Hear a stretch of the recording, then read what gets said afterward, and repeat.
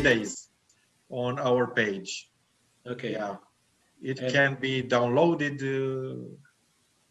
or seen or comments, anything, just like another post. Yeah. If you can send a link then to the Facebook page.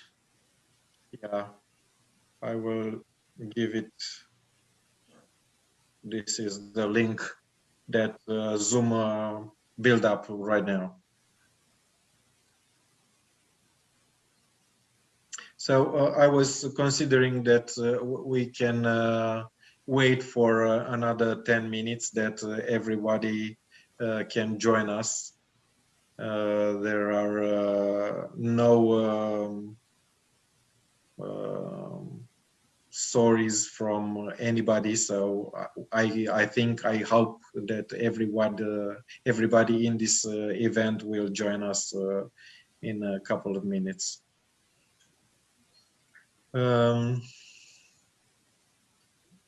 Before doing that, I will sum up the entire Zoom meeting, as we were saying in the email also, that in the beginning I will present all the 6 keynote speakers, starting with Professor Stackelberger, then instructor Arka Srinivas.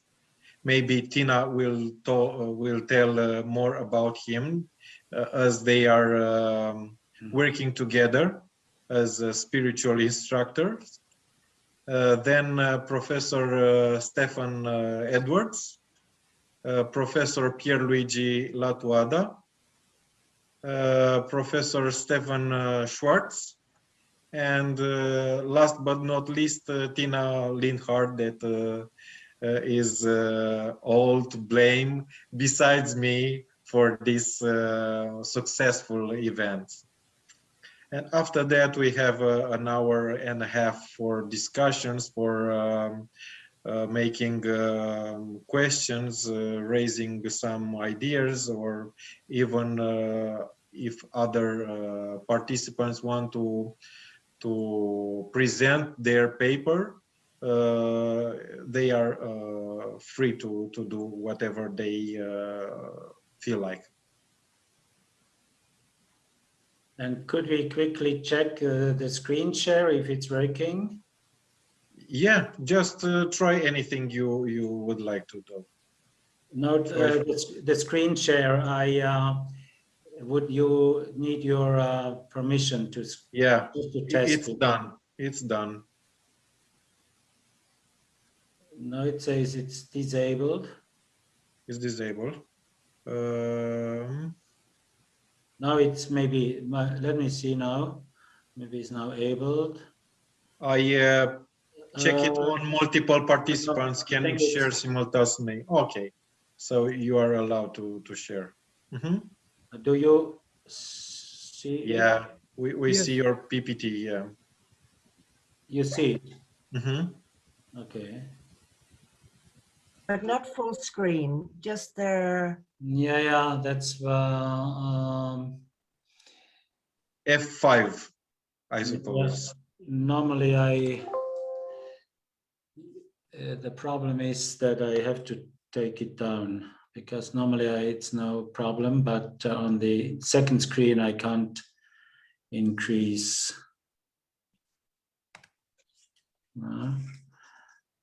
Sorry.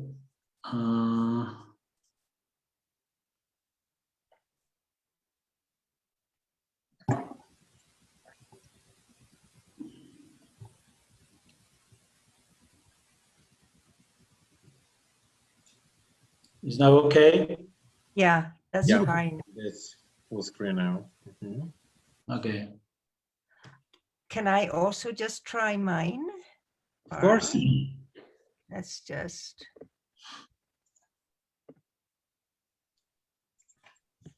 Oops. Just let me do that again. advanced.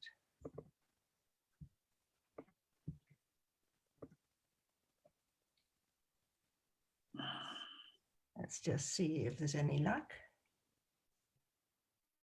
Okay. Oh, I even get myself in the corner. Does anybody see Yeah, that? of course. I You don't know should how see that happens. yourself, yeah. All right, well, I'll go out now. Okay. Only one at a Hang time. on. How do I stop share? Oops. Oh. Okay, thank you. No I didn't problem. seem to be able to do it myself. Yeah, no problem. That's why I'm Thank you. here, among other things. I hope I will manage the I'm whole. sure you will. Yeah, I have Yeah, Hi. some Luigi. emotions, but Hi. hello, Hi. hello, Professor. Hello.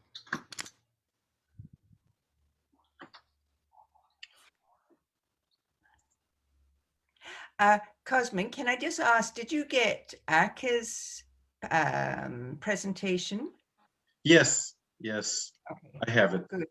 So Because just in case he cannot make it on the internet or have a strong connection, I will put his presentation on.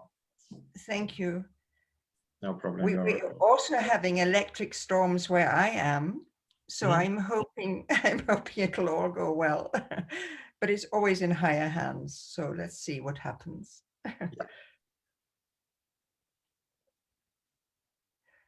I'm just going to... So, with your permission, I would like to make the welcoming speech. So, just formally, because informally I already did that with Professor Richard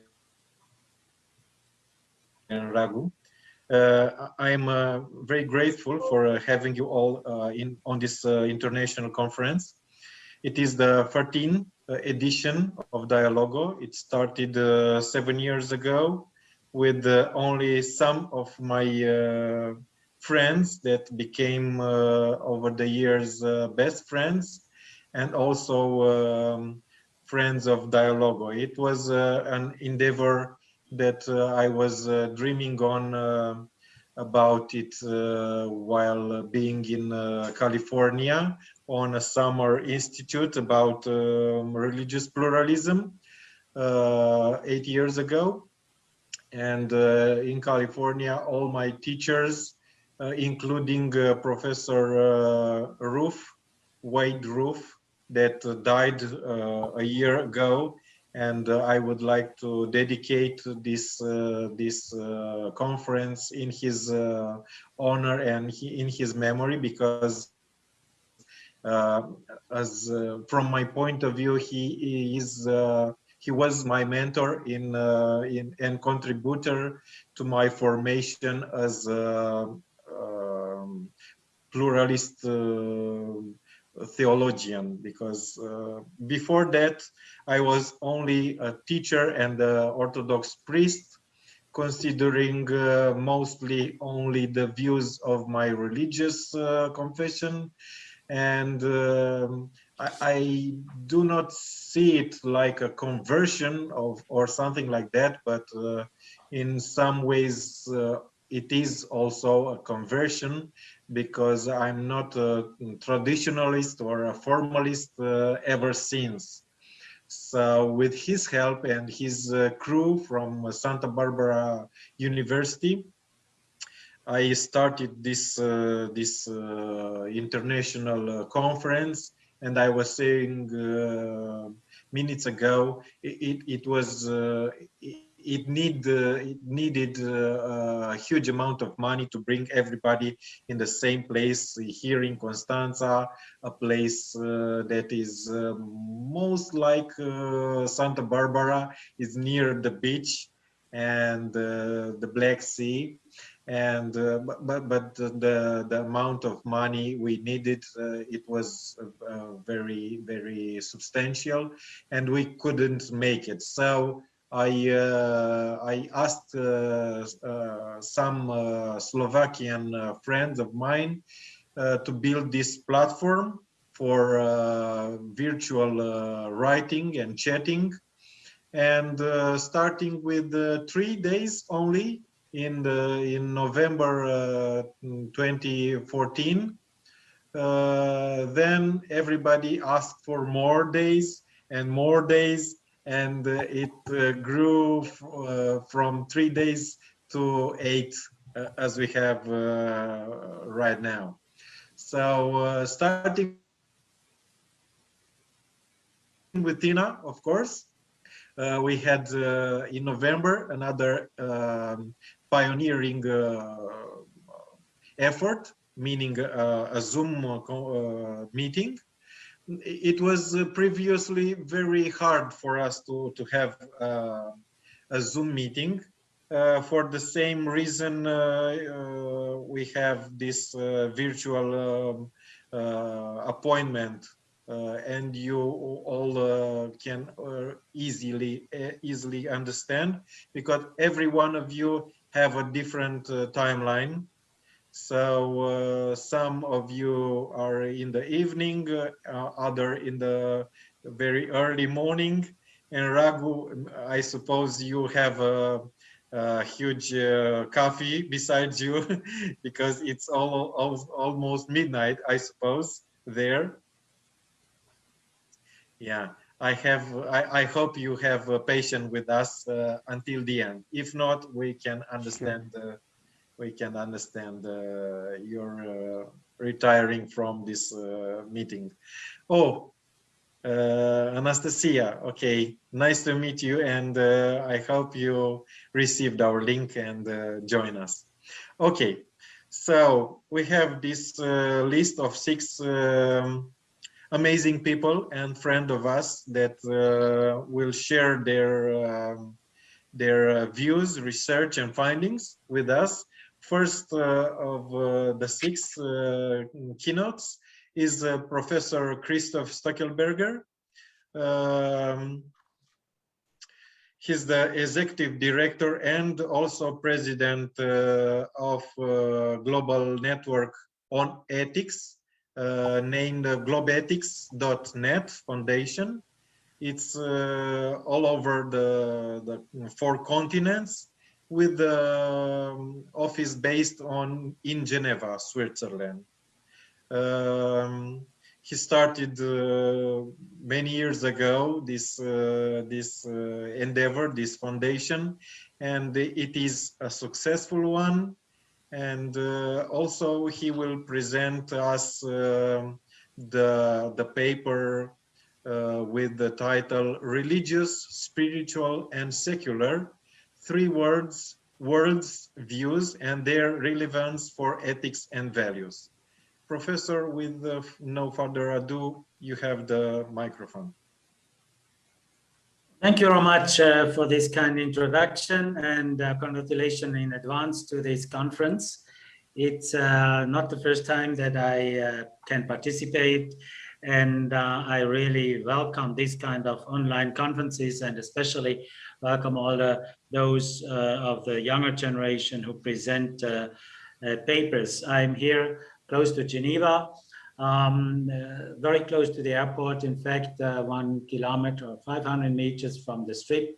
And to start with COVID, it's a blessing to have less flights, because during COVID, it was very quiet time around the airport in Geneva. But we all know it is very difficult economically for all of us around the world.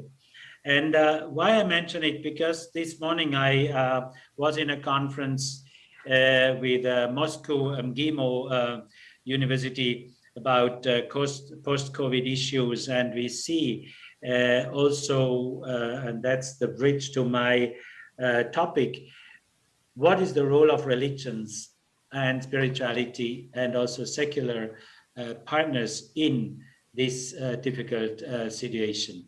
And with that, I'm coming to my slides. I hope it works. Can you see my slides? Yes. Okay. So religious, spiritual, and secular, three worldviews and their relevance for ethics and values. I have three short points for these 15 minutes. Of course, as academics, we start with definitions, but the definitions is not just a jeu de mots. It is important to understand what is our understanding, and then I come to a typology and the relevance for ethics and values.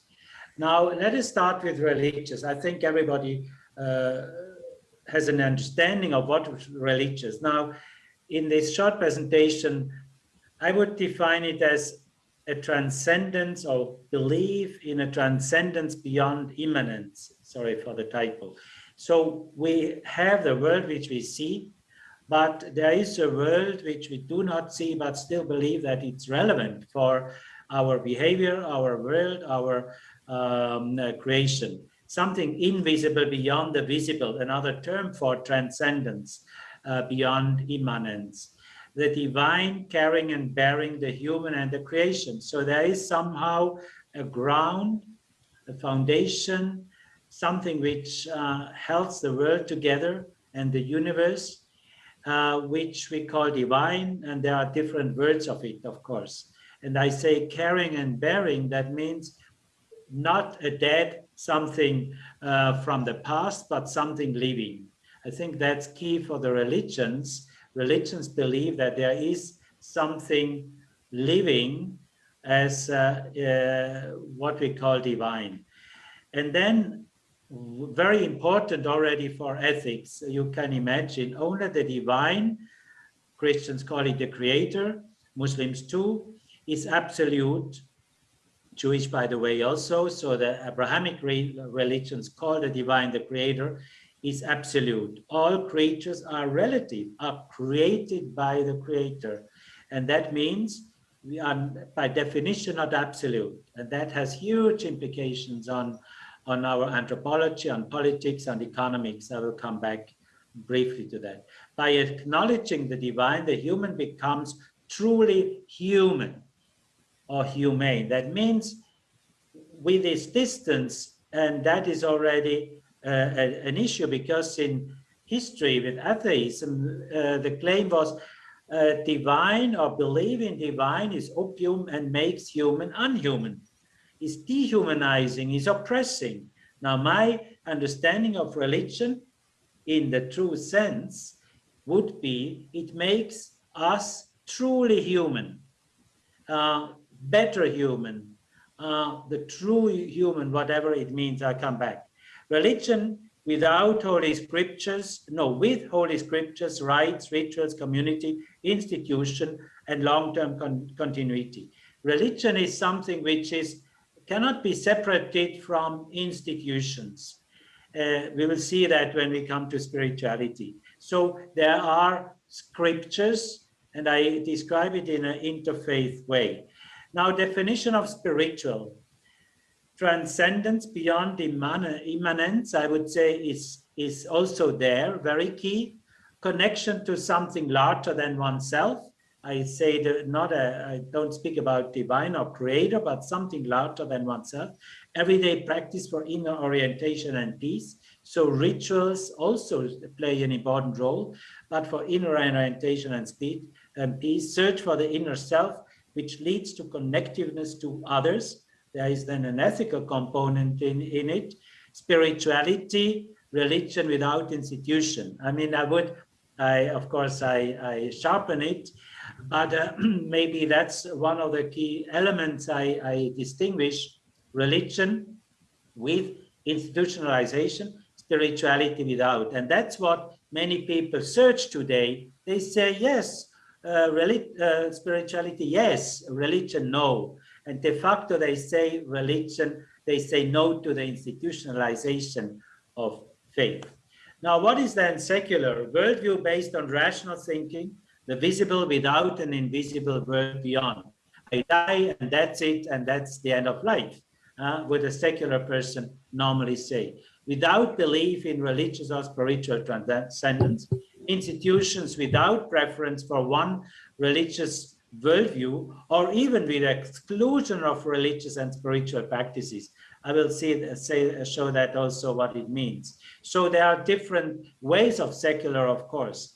State separated from religious institutions is then the institutional response of a state. Say we cannot have, for example, privileges for churches. We need to be neutral. Secular means equidistance or even pushing back religious institutions. Some secular institutions becoming crypto-religious in rituals. I mean, we have seen that in East Germany, when the religion and the churches are pushed back, then the state had to question how to invent rituals for burial, for transition, rite de passage, as we say in French. So the state takes over some of these rituals without calling it religious. Now, on a line here, I would say there are 5 types of religious, spiritual, and secular. I would say individual conscious versus institutional power. God spirit for all versus a priesthood for a few. Human beings need gurus, pastors, priests, monks who make, and nuns who make the link to the divine, versus we just had a Pentecost celebration in Western Europe, at least last weekend, and means the Holy Spirit is potentially possible to blow in each person. And then freedom versus authority has to do with the priesthood and with a structure of authoritarian or less authoritarian. And on this timeline, I distinguish a liberal type of religious attitude, a mystical, a reformist, an orthodox, and a fundamentalist. And I will show you now briefly what is the profile. If I take that on a chart, and I have here 6 elements characterizing a position. Literal on top means a literal understanding of scripture. You read the Bible or the Quran or the Bhagavad Gita, and what you read is true. There is an authority issue. How much authority do you see and need in your faith?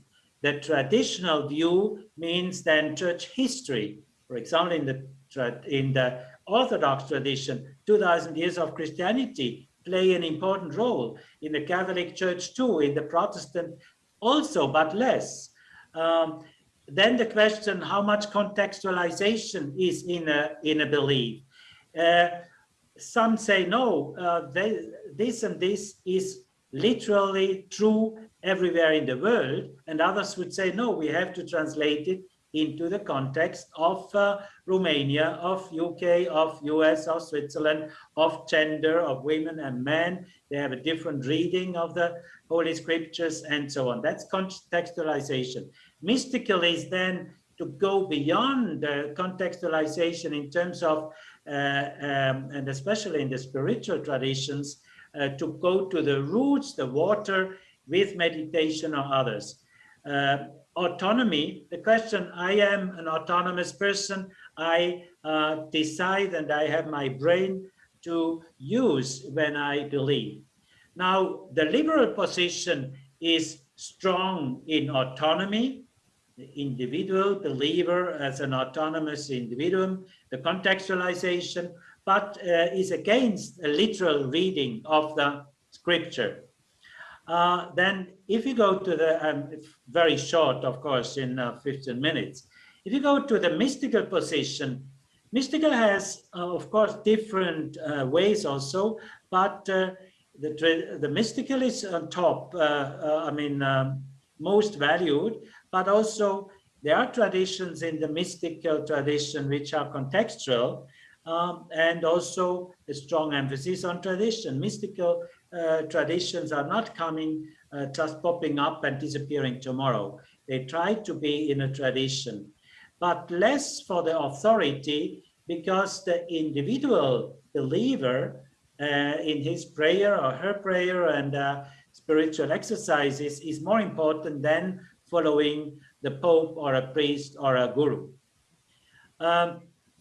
The reformist position is maybe more in the middle, a bit all of it, means tries to be contextual, but also takes the Holy Scripture serious, is not too traditional because wants to contextualize beyond tradition. Authority, yes, but not too much. So you see this one. Then the Orthodox is coming closer to authority. Orthodox positions would say, and I don't mean now Russian Orthodox or Romanian Orthodox in Christianity, I mean Orthodox as an interpretation of Holy Scriptures. So there is orthodoxy in Hinduism, there is orthodoxy in Buddhism, in Judaism. That's the meaning here. So tradition is very strong, authority is very strong. We need this intermediary of church leaders, for example, or gurus who tell us the right access to the divine. And then we have the fundamentalist, where literal traditional authority is very on top. And if you click on that quickly through them, you see the move. It's moving from the down aspect, to the upper aspect. So this is the typology of 5 types. And now these 5 types are not specific in Christianity. Of course, I'm a Christian theologian, but we can observe the same model in the different religions. And I would now even go further and say these 5 positions we find in the religious worldview, in the spiritual, and even in the secular. For example, a secular person would say, oh, of course, I refuse religion, but I'm tolerant, I'm liberal, secular. Yeah, if you want to believe, it's up to you. I don't, but you can.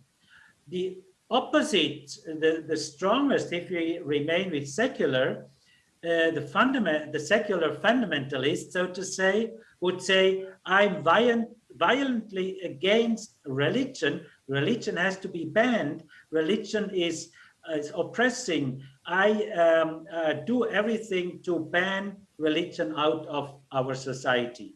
That's then a fundamentalist secular position, so to say.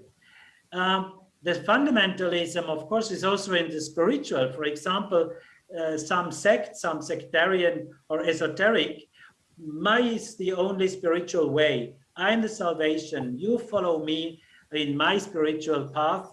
That is also somehow fundamentalist. I don't go through all because of time to all this, but you see that it means these 5 types are in the religious stream, in the spiritual stream, and in the secular stream. And I think that's very important because we often think there are also only religious fundamentalists. It's not true. There is a secular fundamentalism, which is often a political fundamentalism. I published a book with authors from 5 continents on fundamentalism, and we have seen, we analyzed, for example, American political fundamentalism, which is then pushing back, but it has also this fundamentalist aspect. And with that, I come to the part of ethics and values. All 3 worldviews have ethics and values. We cannot say ethics is reserved to religion or is not in religion, ethics is only in a secular worldview. All claim, for good reasons, that they are, have consequences for the values, but of course different. Religions are more bound to Holy Scriptures, institutions, and thus community-oriented. I think that's an important element. In almost all religions, I would say even in all religions, you cannot be a believer without being part of a community of believers. Of course, there are different ways, strength. A Buddhist may be less attached to a community than a Christian who by definition is somehow part of a community of believers. Spiritual values are more bound to individual conscience and practice, and you, the other specialists around spirituality among the speakers, may correct me, but that's my distinction, why also a spiritual approach is so attractive today when we have this kind of syncretism or also patchwork spirituality we take from wherever we get food for soul, so to say. The secular can be communal or individual. We could say communism is a very strongly community-oriented secular worldview. Capitalism is very much in extremis. A free or individualistic worldview, I do my career, I do what I can, I'm on my own, my maker of my biography and history. Now, let me close with for SDGs post-COVID. What does it mean? The need for cooperation of all three worldviews. It's a truth that all exist.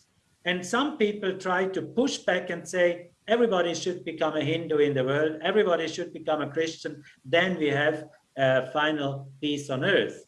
Everybody should be secular, forget about religion, then we have peace on earth. The UN system, I'm here in Geneva, just in the midst of the UN system. The UN system, like states, they say, oh, we cannot be religious, so let's keep religion out of the door of the UN. It's changing now because they see that SDGs cannot be implemented without the religious institutions and believers. But the COVID pandemic shows all three worldviews with their values need to cooperate. The Sustainable Development Goals, SDGs, show all three worldviews need to contribute.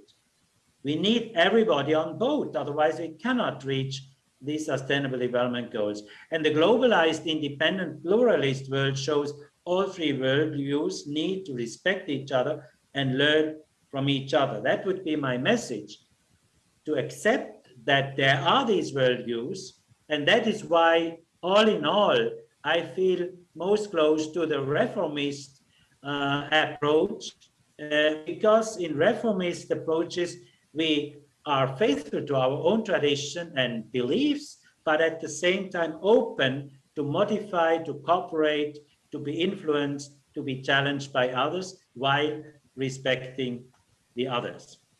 Thank you very much. Thank you very much, Professor Christopher, for this engaging conversation and presentation of yours. I am definitely going to ask some questions by the end of our first session. Of course, I cannot see Mr. Arca, so I will give the microphone to his colleagues, Tina, to make a presentation of Srinivas Arca. Then I will play his PowerPoint. Hello, Cosmin, and hello, everybody. Oops, I seem to have cut out my viewer. To present Arca is not easy. He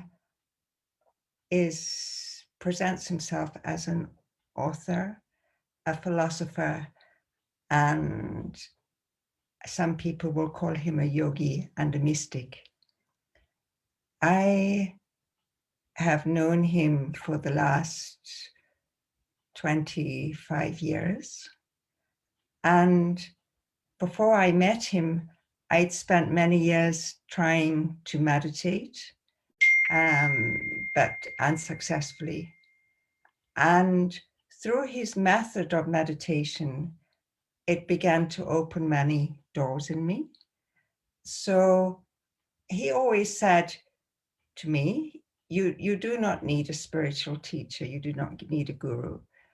From my own perspective, if I hadn't had someone to guide me in the initial stages, I wouldn't have the understanding I have now. I think to be able to enter, to study the nature of one's own consciousness, which is really what this is about in the Indian tradition, is very difficult without someone to guide you how to get inside. So let's see his video now. Thank you, Cosmin.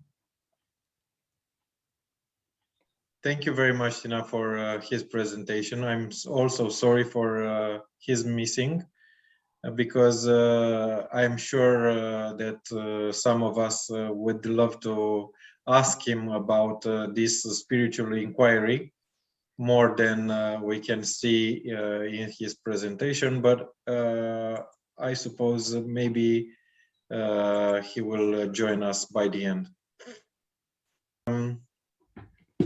Professor Luigi Latuada, can you share your presentation with us? Yes, I can.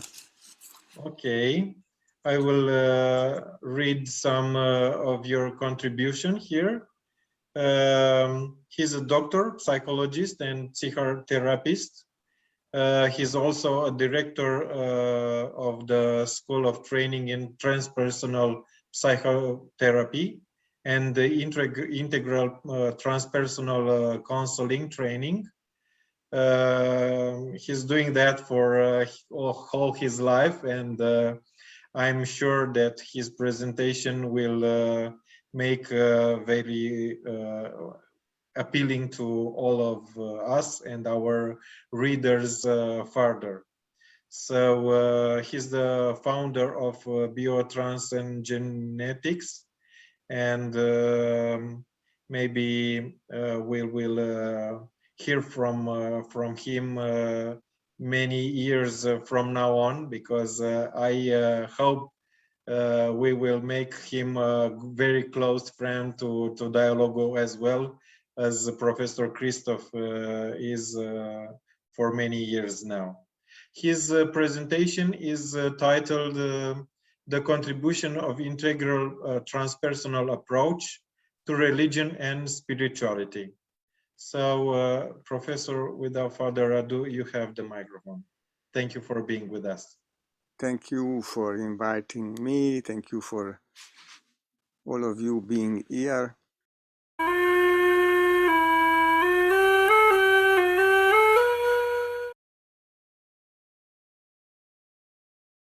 Hello, thank you, Cosmin, to invite me. Thank you, Tina, to invite me to this interesting conference. I will present in my paper shortly both the conception of religion and spirituality, and we will compare the new visions of postmodernity with the psychological view before investigating the contribution by the different currents of a transpersonal and integral approach can provide a dialogical perspective of transcendence and inclusion of the different positions. Keywords of this paper would be religion, spirituality, integral transpersonal psychology, participatory dialogue, circuit of experience, and transcognition. Go to religion. The Oxford Dictionary derived the word religion from Latin religare, refer to all the aspect of the human which recognize with the divine, the transcendence, that which is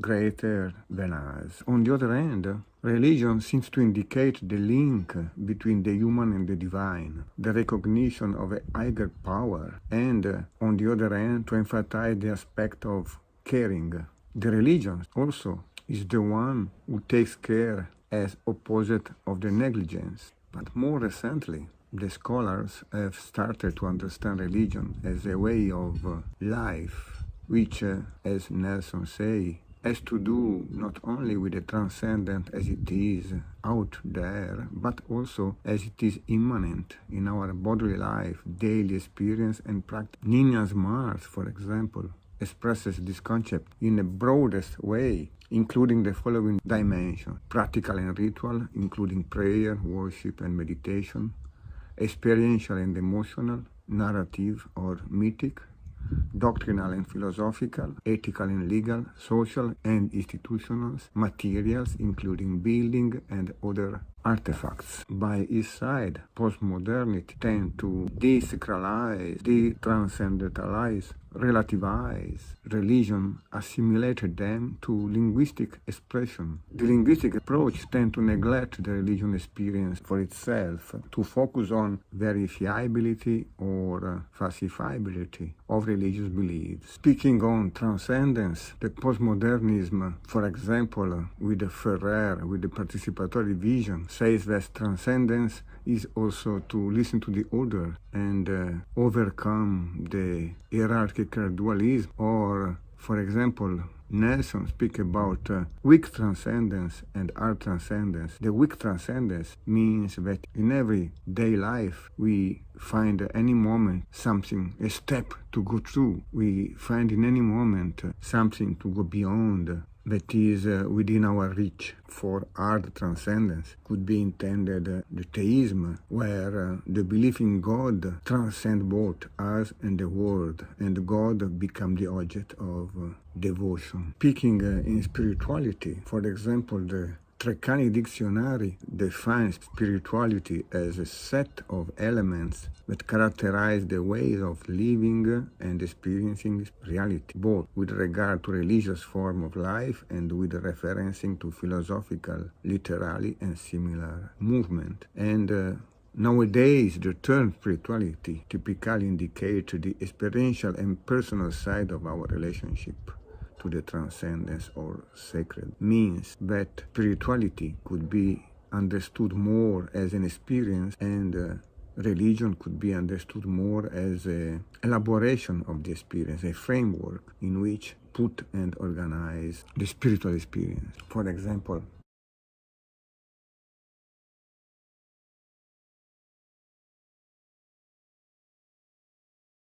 Nelson says that spirituality should be understood as a state of being, a way of feeling, thinking, and acting involving the sacred, the mystery. Or Shannon, a search for higher values, inner freedom, and things that give life meaning. We could say with Nelson that there is a thick definition that usually is linked with the religion system and practice and belief. There is a thin definition that is more focused on natural experience, personal value, or connectedness. So we can say that this variety of definition and the complexity of the view of spirituality and religion call for caution in study spirituality and religion with a scientific attitude. This could be a relationship between religion and spirituality to simplify.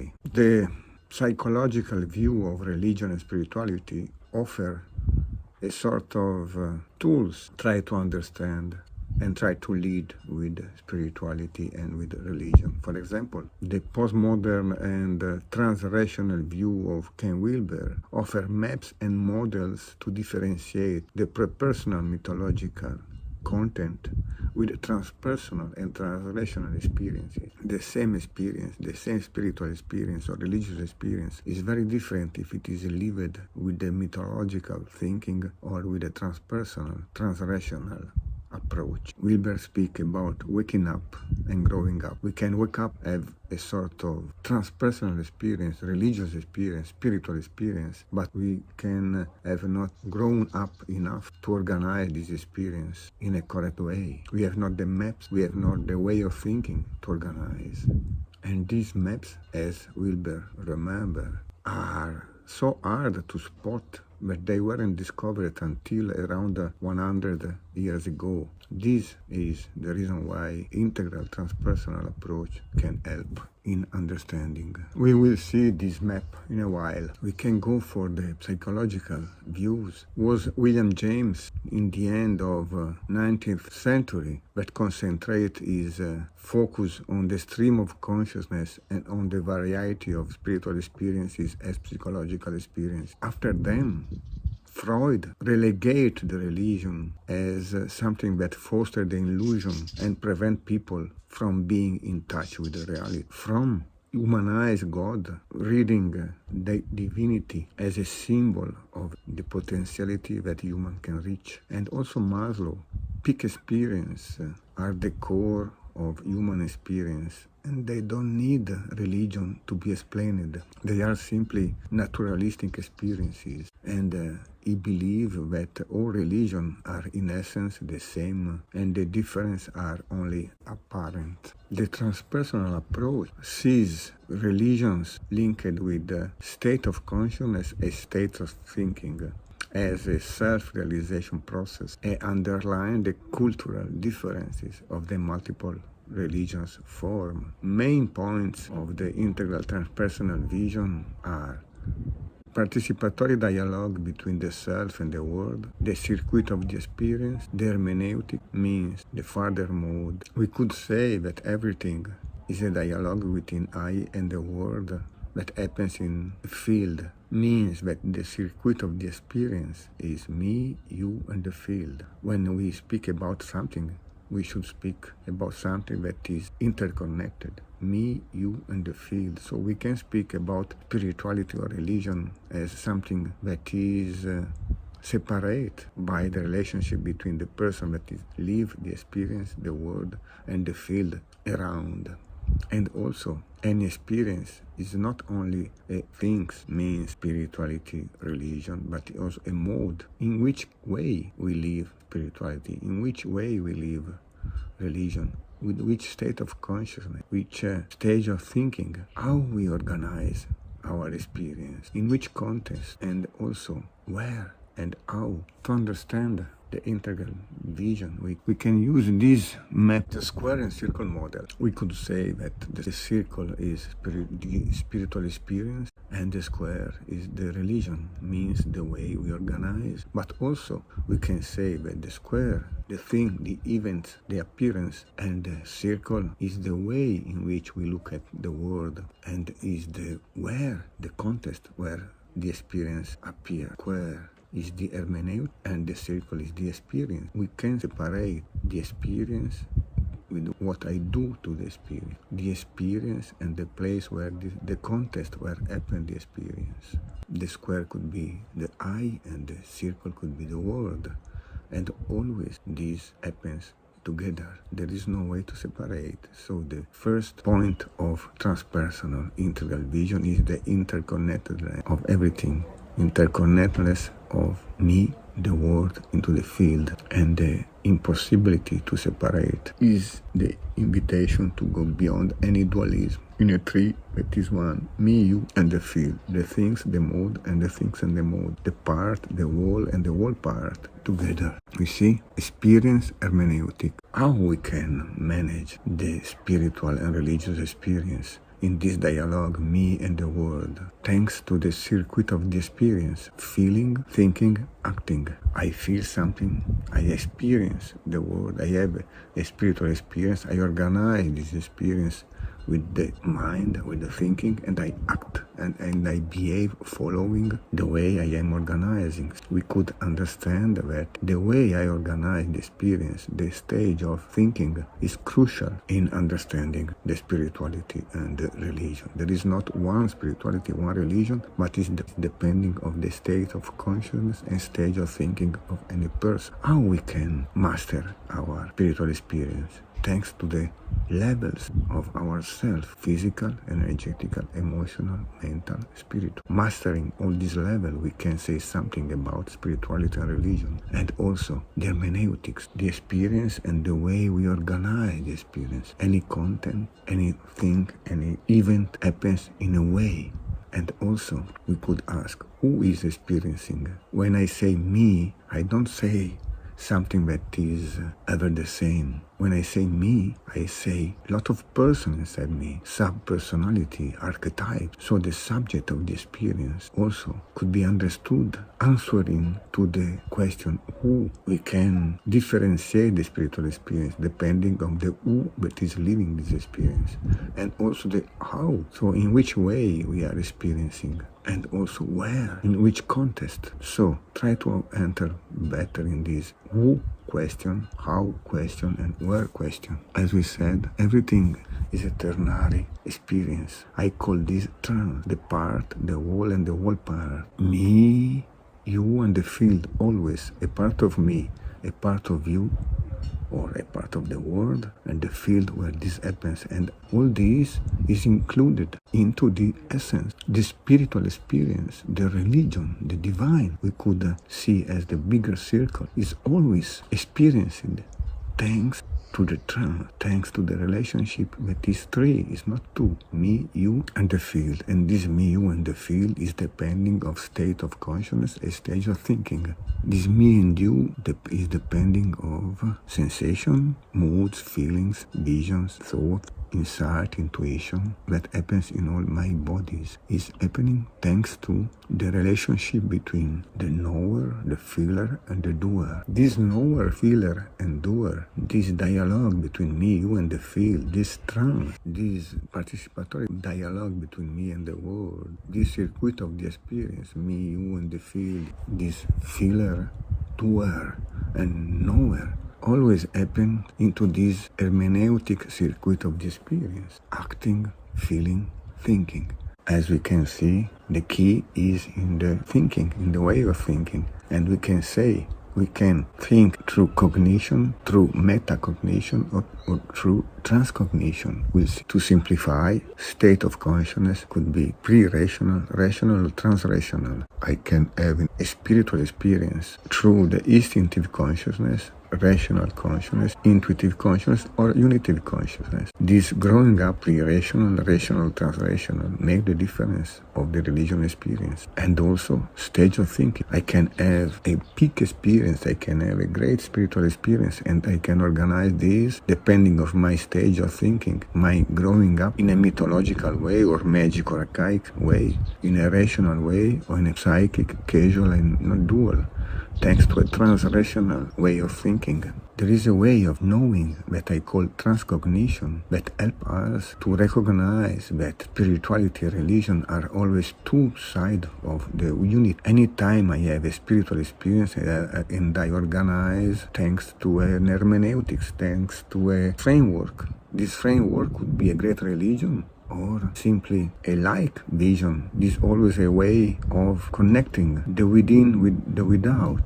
And we can say, the more we go from archaic to non-dual, the more our experience could be able to get the unity between spirituality and religion, to go beyond the differences and get the integral experience that is both spiritual and religious, that is both experience and hermeneutic. So the word question, where, archaic, mythological, psychic, non-dual, where I am in a dual state of consciousness, stage of thinking, or I go to a unity, both-end attitude. The how question, I am making the two one, or I am dividing. I get a stage of consciousness where I go from the dual world of knowledge to the unity world of awareness, or not. If I am in cognition, in metacognition, and transcognition, this makes the difference. Cognition get evidences and separate Allah, Buddha, Christ, spiritual experience, religious experiences. This is better, this is worse, this is me, this is you. Metacognition get the structure between and help us to go toward the unity. I see the similarities between Buddhism, Hinduism, Hebraism, Christianism. I see the similarity, but I am still differentiate. Transcognition is aware of the process and the structure that go through. So I see the pattern that connect everything. I see the unity of the process, and I can get the unity. So this helps me to transcend and include instead of separate, and do this through second attention, further mood, and what I call integral transpersonal thinking. Second attention there is not only what appears on stage, but there is also something beyond the stage. What is happening indicates a beyond, and I would have always this attention to get the beyond of the appearance, get the backstage, get the mood of anything. The further mood, when I, thanks to the second attention, I get the backstage, is able to transcend and include, to have this attitude that see that the within and the without, the stage and the backstage are one. The bigger circle you see, get the stage and the backstage together. This is a way to get the unity. I see the difference. I see what is white and what is black, but I see also what is unifying black and the white. And integral transpersonal thinking, shifting from first to second attention, getting the unity beyond the duality, thanks to the further mode, I can be aware that I am not thinking, but I am thought by the self. And to get this integral way of thinking beyond the ego, in the connection between square and circle, to be thought by the essence, to be thought by God, I can get this capacity to be thought by God, by the essence, by the unity, by the self. Doing these 4 steps, be aware of what I call explicit clinical evidences, the world, what is happening in the world, thanks to the 5 levels, physical, energetical, emotional, mental, and spiritual contents. I get what comes from outside. Implicit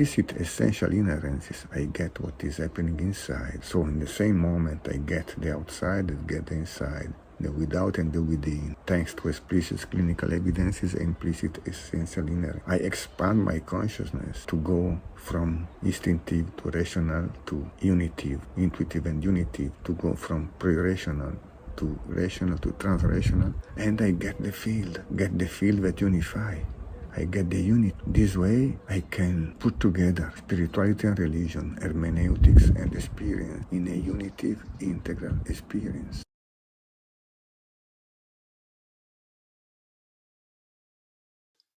Okay. So as Tina presented Mr. Latuada, Mr. Arca, sorry. We have a video that can explain his thoughts and also his presentation better than visual.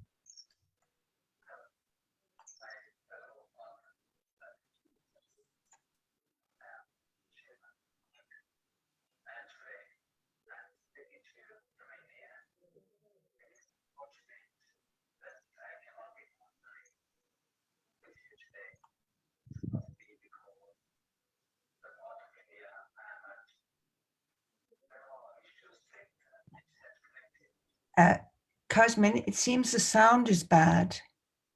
The sound is bad? On my computer, yes. Everyone else is having the same problem with the hearing, the sound? Yeah. Yes, the sound is very poor. Sound is good. Okay. So I will play it along.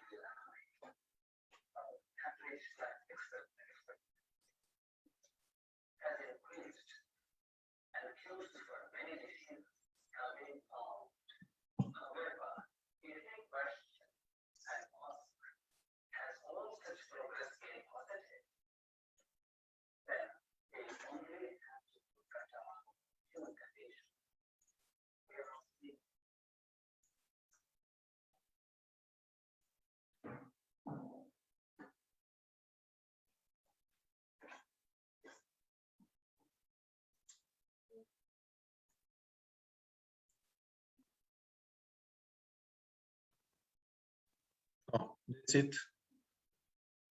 So this is the whole video. Yeah, it seems that it was not fully recorded.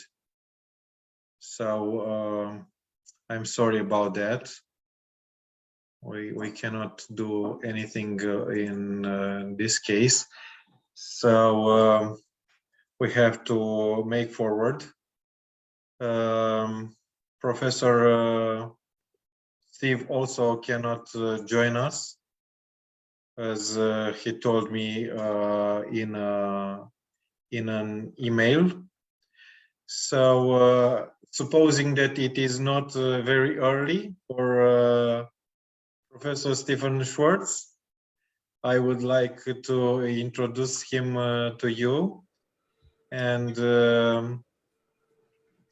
make acquaintance with the distinguished consulting faculty at Saybrook University and a Bial Fellow. He's an award winner author for the medical and consciousness research journal named Explore, and he has many research on the topic of consciousness. I also personally read some of his publications, and I am very happy to present you Professor Stephen Schwartz with his presentation named Non-Local Consciousness and the Anthropology of Religion. Professor, you have the microphone. Okay, can you hear me? Yes, of course we can. Good. Okay, well, it's always worth checking. Well, let me begin by saying I differ somewhat from the other speakers. I am an experimentalist. And so everything that I'm going to say is based entirely on experimental data. And I look upon religions and spiritual practices both as a 60-year meditator, but also as an experimentalist who is interested in data which relates to these experiences. So let me start with this. I have my 15 minutes. All religions, I would propose to you, and spiritual practices are essentially efforts developed over long periods of time, a kind of empirical science, an empirical observational science passed from generation to generation. Religions all begin because a single individual has a non-local consciousness experience. Non-local consciousness, I am speaking here of an aspect of consciousness that is not physiologically based, that and is the research supports the continuity of consciousness. That is, consciousness exists prior to incarnation, exists during incarnation, and continues after incarnation, which is why reincarnation is a prominent belief of many religions. But again, I'm speaking only of experimental data. So if you think of it from that point of view, if you look at religions, what you see is single individuals who have a non-local consciousness experience, what in most philosophical or religious studies group would be described as a transcendental experience or a transcendence experience.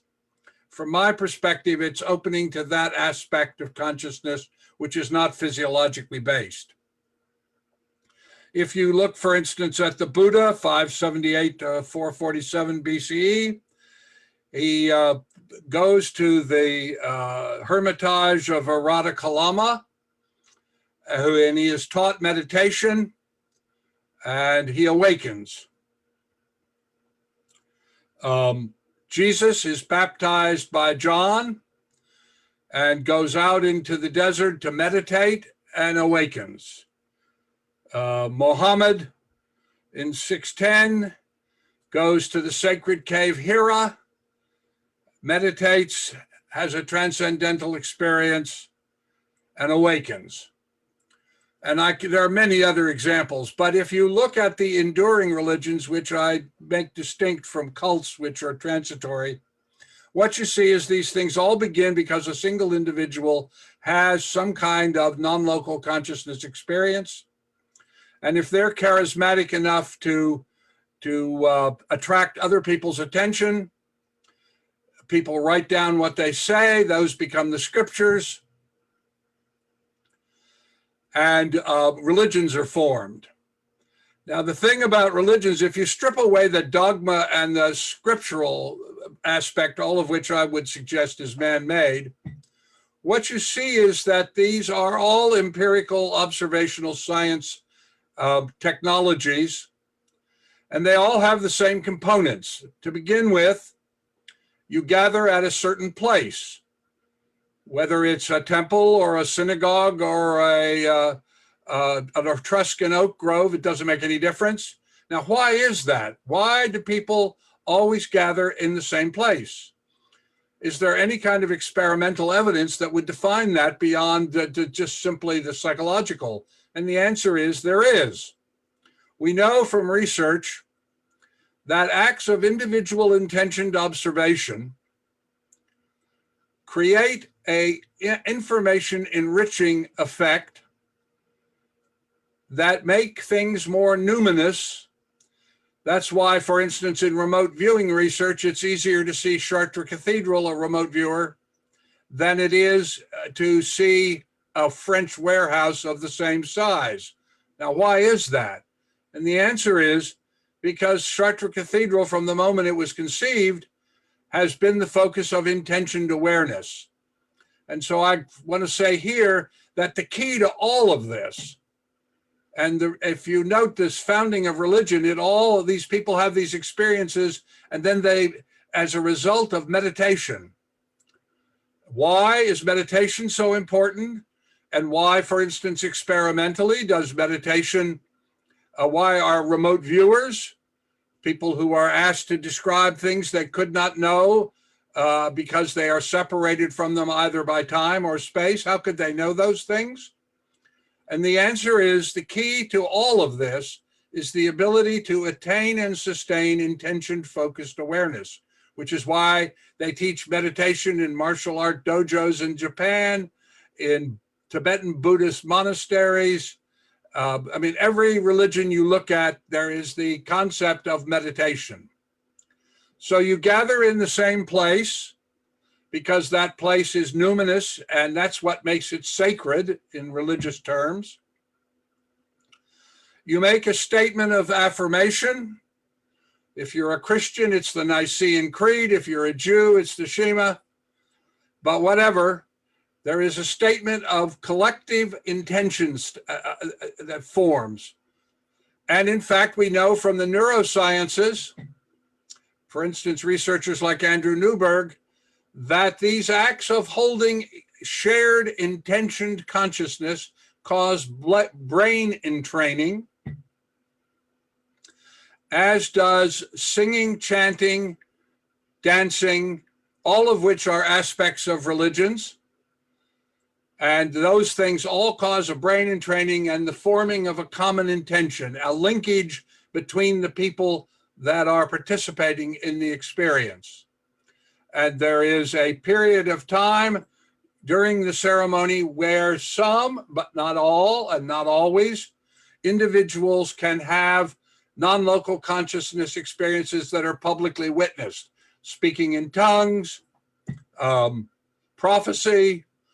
If you look at, for instance, all of the oracles from the beginning of recorded history, you see that they are small groups of individuals, both men and women, who at a young age are trained to meditate and then through speak, not as themselves, but as the channelers of the gods or God or whatever. The interesting thing is, if you look at also religious ceremonies, you see that there is a recurring interest in water and wine. Why is that?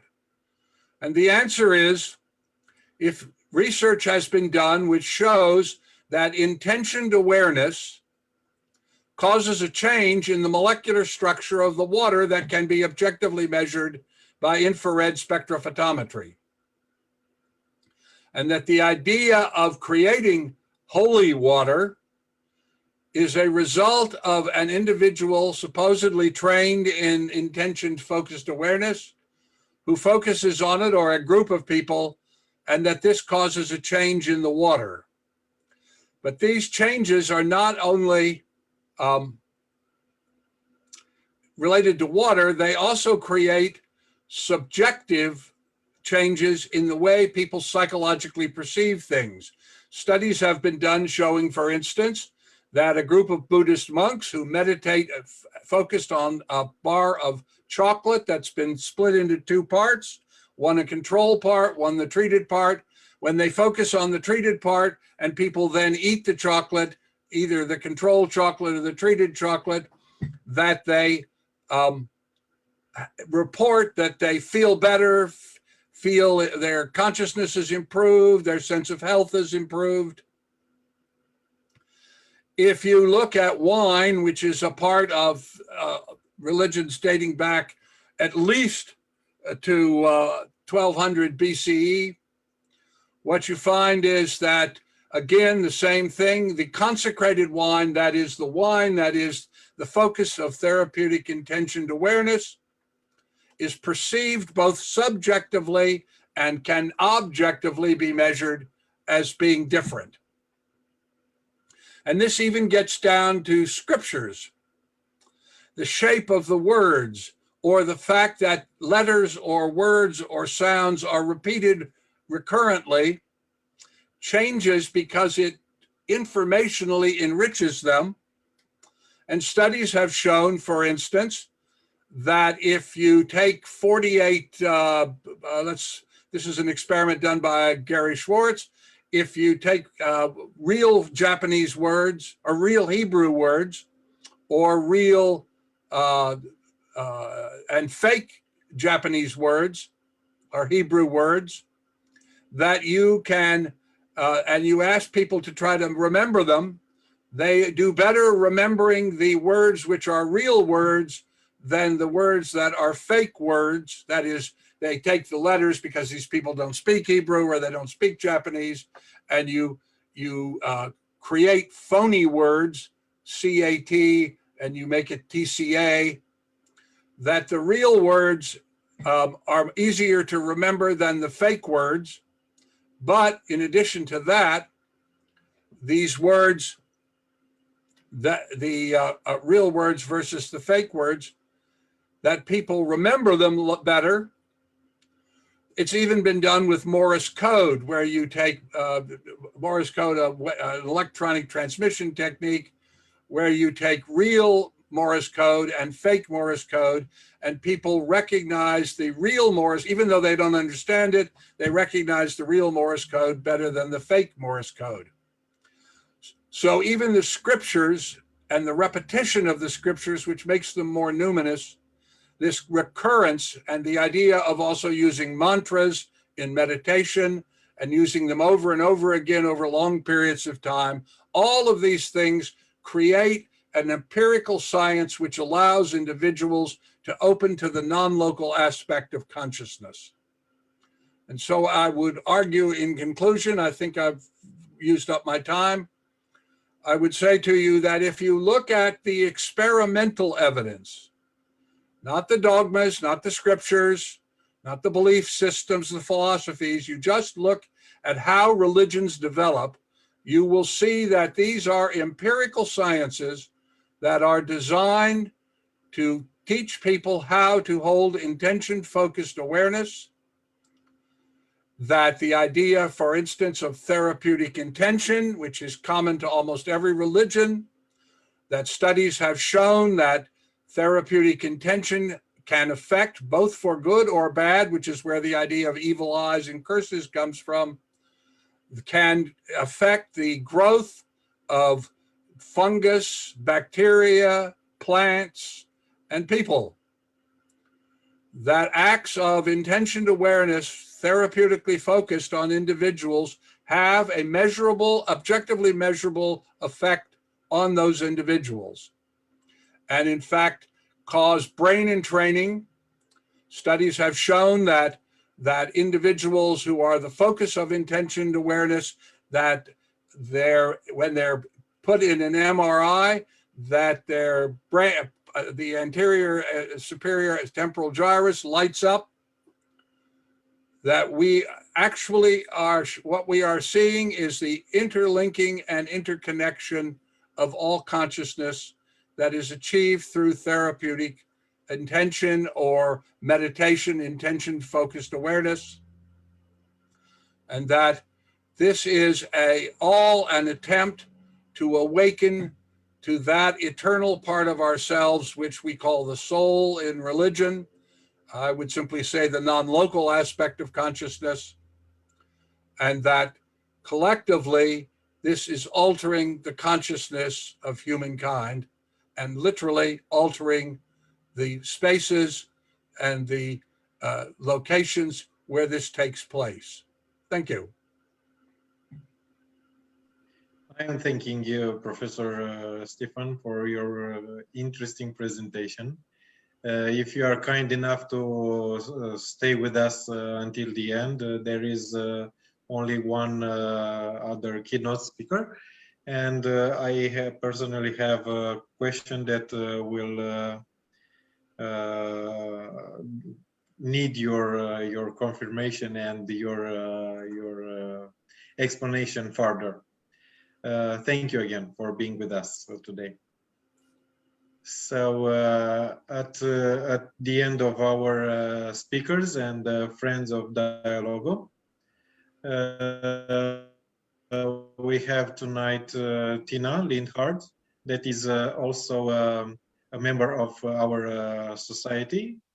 And I started with her this session of Dialogo events because after each conference, I usually raise this question to our former attendees. What topic of interest would like you to have in order for you to attend again Dialogo? So Tina was kind enough to raise this interesting idea that among other ideas struck my attention, and I said we never thought about this idea. It would be challenging, very narrow, but in a good stance, it will be also very nice to develop with specialists. And I kind of have huge help from her and Pratibha Graman, that it's not with us. I'm sorry for that this evening, but with their help, I personally and all my Dialogo crew, Stefan or Anton, that you all had some talking over the emails, and we loved to have this topic of conversation. So without further ado, I would like to let Tina presenting Paleolithic woman's spirituality and its relevance to us today. She is the member of Chica International in Spain. She is also a certificate Arca Diana instructor. She will tell more about that herself. Thank you, Tina, for being with us tonight. You have the microphone. Thank you, Cosmin, and it's a pleasure to be here. And I also just want to say, I've heard that Srinivas Arke is trying to come online as well. So just be prepared for that. It will be lovely. So let me share my screen. oops. I can't, oops, okay. Just choose any screen you want, any application you have on the Okay, desktop. I've got it now. Okay.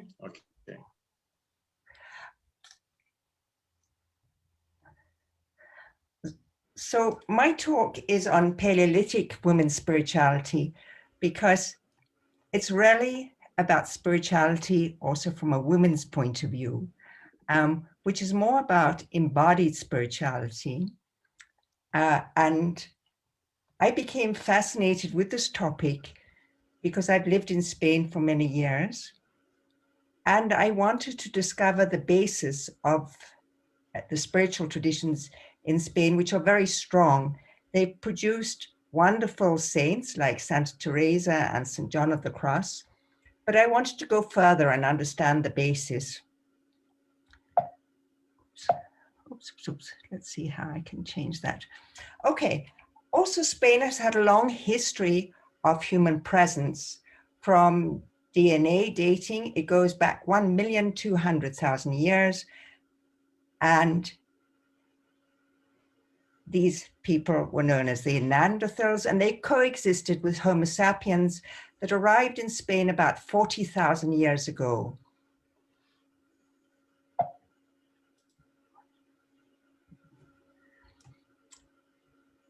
We have some interesting facts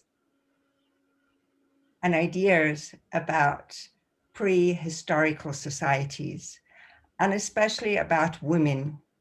When you read some of the sociologists, and also when you read Wilber, one has the idea that women have always been cast in a certain role, and we have not really generated much towards society or towards production. Now, the area I'm going to be talking about, you can see in the map, is south of the Rhone River. So it includes part of France. And this was known as Hispania by Marcia, by Doña Loba, also known as Marcia Leger. Let me just, okay. I just want to center myself for a while. Just please be with me. Now, when we're talking about this history in Spain, we have to realize that we're talking about the Ice Age. We're talking about small portions of Europe that people could inhabit, but the conditions were incredibly tough. So we're talking about a period of time where the temperatures were between +5 and -15 degrees. So living under those conditions were very challenging. Also at that time, there was no agriculture. So people had to find their food and sustain their way of living by being highly connected to nature. You couldn't just head off in any direction. You had to know where you were heading. But let me get back to Homo sapiens. Homo sapiens is supposed to stem from mitochondrial Eve, which lived in Africa between 100 and 200,000 years ago. This does not make her the first female human being.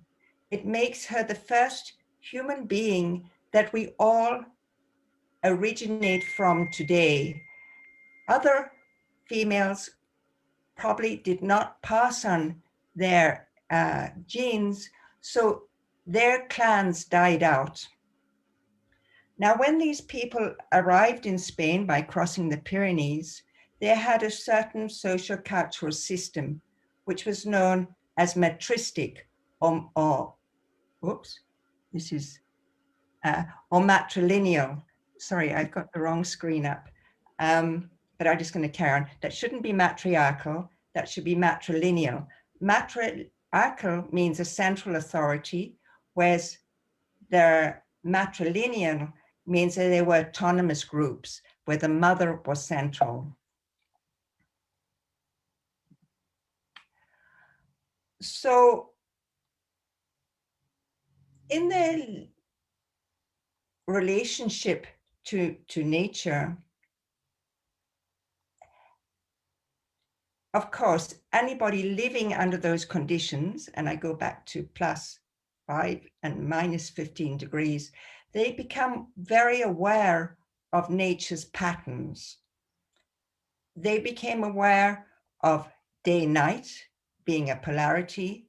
They became aware of the equinoxes, because there's a dark period and there's a light period. In the dark period, food must have been incredibly difficult to obtain. During the light period, of course, it was easier. They must have also been very aware of the difference between heaven and earth. And when we think of heaven, they're talking about actually the stars, because there is an intimate relationship between the stars and what happens to nature on earth. So from the skies, these ancient people were able to sense cyclical time of order and their predictability of nature. So it became a tool of how they could help in their survival. You had to know when migratory birds were going to come in. You had to know when certain places in Spain where the trees would produce a certain fruit. As I said, you couldn't just set off haphazardly. And by reading the stars, by reading the heavens, they had an idea of what was going to be happening on Earth. So there was an interconnection between heaven and earth. Because of electric light, we've largely forgotten about this relationship we have with the heavens.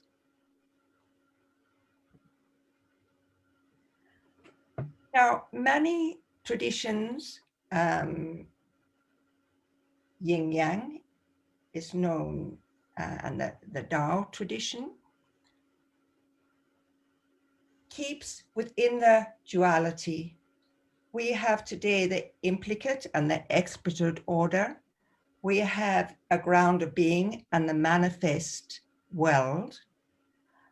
But I feel some of these ancient women went further and they asked, what is behind the polarity or duality that joins the two parts, but itself not visible? And why did they ask this question? Because when a woman gets pregnant, she immediately feels connected to something incredible.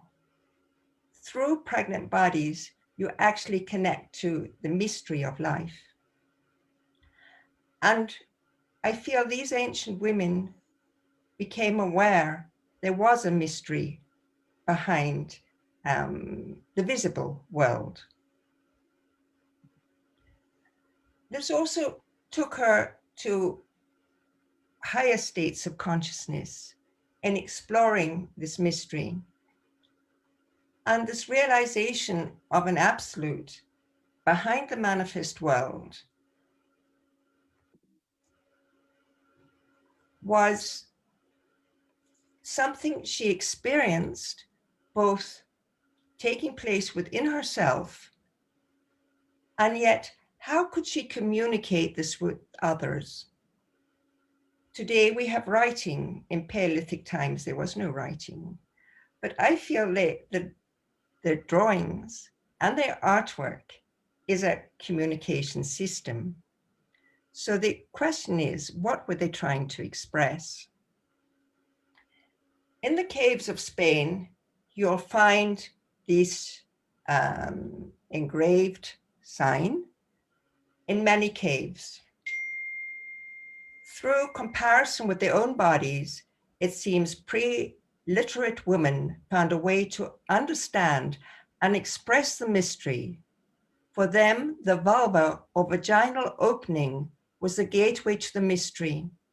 From cave drawings, it appears that the sexual dimension of the vulva was not considered so important.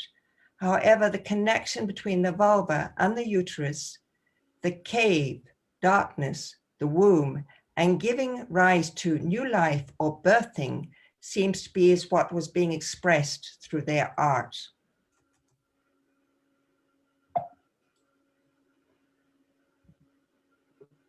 So this is my hypothesis.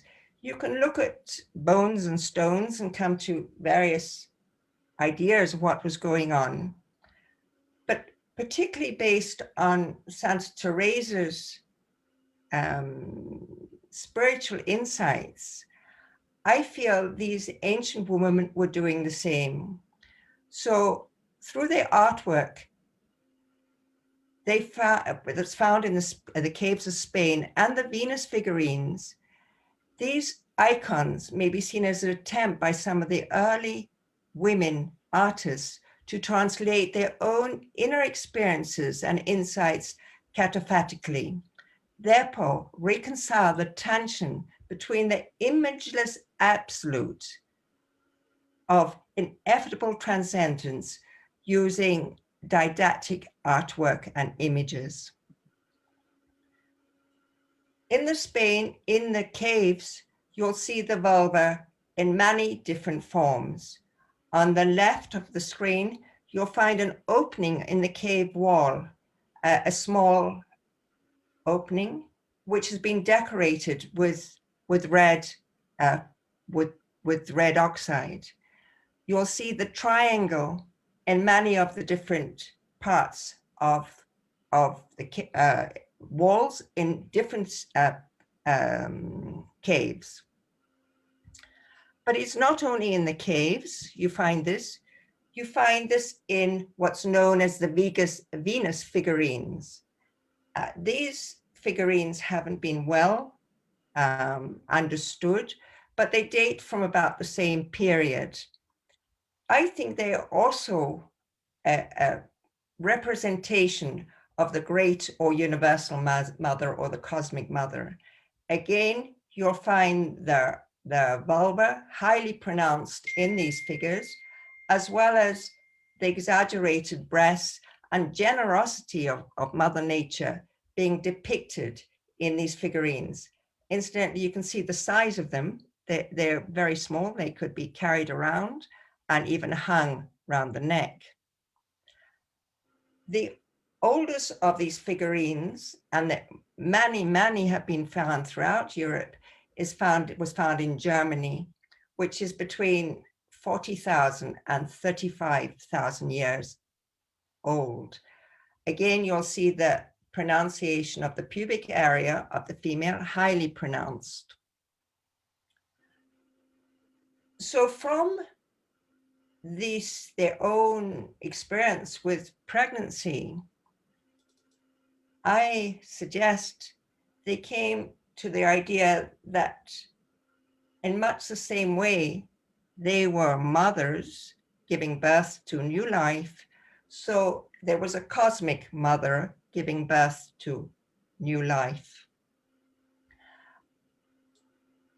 Paleolithic women did not have husbands, as sex was spontaneous, and in the matrilineal societies, it consisted of the mother figure, her brother or brothers, and her children. They were small bands of about 25 people. But she went further than this. Through association with the vulva and the goose's capacity to produce eggs, its ability to travel by water, land, and air, as well as its distinctive V-shaped footprint with a line in the middle, probably made it the totem or lemmic animal, not only of Paleolithic woman from Hispania, but probably for the creative force behind the universe. You can see the goose's foot on one hand and the representation of the vulva on the other. This is a collage I did many years ago of Aditi, one of the lesser known but oldest female deity in the Indian tradition. And here she is, headless, but giving birth to the universe, to all forms of the universe. And then if we roll on to Mesopotamian times, we find the Queen of the Night.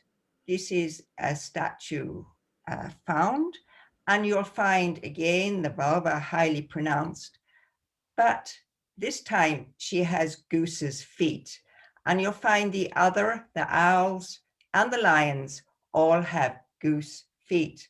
These are all animals associated with what I would call the belief in the Divine Mother. In Paleolithic times, I don't think it was a cult, it was an understanding, but it later gave rise to the goddess religions. So did the next interesting thing, we can understand quite easily the creative part of the universe. But did the creative aspect of the great or universal mother expand to include the destructive aspect of nature, representing death as a necessary part of rebirth? And again, in the caves, we will find that bones of certain women have been found. They've been covered with the red oxide, which is used in the paintings. And near where they've been hidden, more than buried, that we will find the V signs over and over again. So it's quite probable that from being the creative mother, she also became known or included the destructive mother, which is so necessary for rebirth. But beyond that, we also find that Paleolithic women probably celebrated the celestial events, both the equinoxes and the solstices, which makes it probable that she believed in a sustaining principle in the universe. This can be represented by the trident, or in the Indian tradition as Trimuti. Now, I've talked about the goose, but the goose and the swan come from the same genetic family. In Indian consciousness, Brahman is seen as the eternal consciousness, the irreducible, infinite, omnipresent, and the spiritual core of the universe of finiteness and change. The Hansa, or swan, is a symbol for Brahman, the transcendent Atman, which is related to the individual soul. So from this, it appears that in India, their understanding of the universe and the events they celebrate might also have been influenced by an early matrifocal understanding of the universe. The similarity of symbols and of hieroglyphics found in Mesopotamia, India, Spain, including other parts of Europe, possibly point to the same underlying root of these different traditions. An older symbol of the found in the caves is a red dot. This is done by calcite dating, which appear calcite forming by water that seeped through the paintings and are above the paintings. And you'll see below the hand fingerprint, which is how they know that many of the cave painters were women, because the index and their ring finger are the same length. You find the red dot. Now, what's interesting, this can even be of Neanderthal origin, which poses some very interesting problems, issues, because Neanderthal are considered by many as stupid. With the reconstruction of bones these days of Neanderthal beings in Spain, they're finding there was very actual difference physiologically between them and Homo sapiens. So that this presents a probability that some of these abstract designs could have been done by even earlier people than Homo sapiens, raises some very, very interesting questions about our knowledge of what went on in ancient times. Now, I'd just like to repeat something that Aka said in one of his posts in the conference. The fundamental feature of the universe is its constant rhythm of transition from singleness, red dot, to duality, to multiplicity, and then from diversity to unity, on the wave of universal consciousness with its crests and troughs. We humans seem like photons on that wave of the great cosmic rays of light. So, getting back to our Paleolithic women, like footprints in the sand, these ancient women have left their mark for the rest of time. Can we really understand what they are telling us? And I thank you for your attention. And I hope I have given you a little bit of food for thought about our ancestors of many thousand years ago.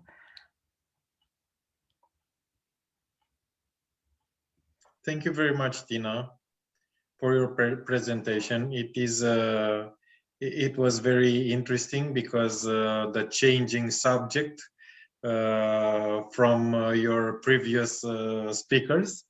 So I am also, if you would like to stop sharing. Can you do it for me? Okay, I will do that. Thank you. Yeah, I am, no problem. So I am welcoming now Srinivas, because he finally managed to join us, and I would love to thank you for being with us, as well as Professor Stephen Edwards, that is also joining us for tonight. But because of the late hour, I will give the microphone to Arka. And I would like to tell you that some of maybe 5 minutes of your presentation worked, but not longer than that. So if you're kind enough to resume your presentation or make it even shorter, so that we can all follow of your ideas.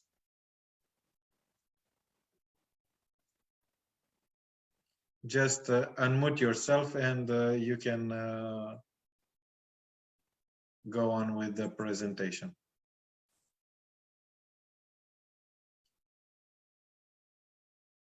Can you turn up? Okay. Yes.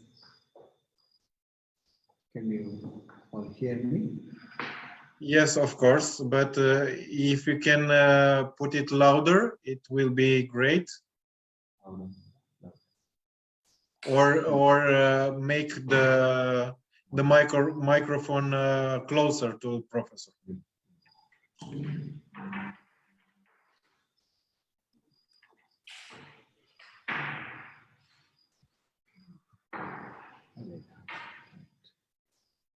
Correct. Can you now? Is that clear enough? Hello?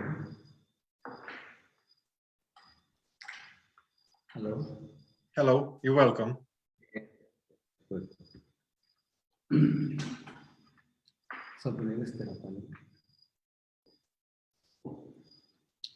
How much time do you have? You have 10 minutes.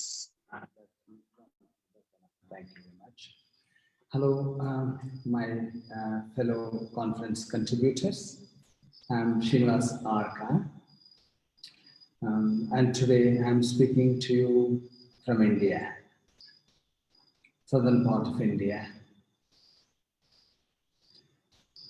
Dialogo has created this wonderful platform of international virtual conference, creating an opportunity for people to come together and share their thoughts on society, spirituality, religion, and science. I would like to thank administrators and collaborators of this conference in their efforts in making this event possible. The topic of my paper addresses how progress within science has faltered and how its future direction could benefit from Eastern approach. It is a comparative analysis of Western and Eastern science, seeking to understand the nature of reality, with its roots based in philosophical understanding. Science begins with philosophical inquiries, which explores questions such as who we are, what is in our identity, are we minds or bodies or both? If not, are we something else? What's nature? How do things work? Why is everything the way it is? Firstly, to begin with, we have to acknowledge achievements that science has accomplished, notably its technological innovations that has created large shifts in our societies, affecting our living and our communications. It serves to increase our mental comfort, as well as material comfort, entertainment, and safety in daily life. Our average life expectancy has increased, and cures for many diseases have been found. However, if we question and ask, has all such progress been positive? Then we only have to look at our human condition. We are seeing higher rates of mental illness across societies. Our planet is increasingly cluttered and more polluted. Many of us are wondering what we are going to leave behind for our future generations. Will they know the world as we knew it even a few decades ago? But in order to move forward, we have to turn to our past and look towards the philosophical thinking that has influenced the scientific approach. Western philosophy has placed emphasis on thinking and intellect. Exploration has taken place by projecting our consciousness to the external world. We seem to be drawn more towards it for some reason. It was Descartes who doubted himself as he was looking for the mind. He began his inquiry by asking, what makes you think?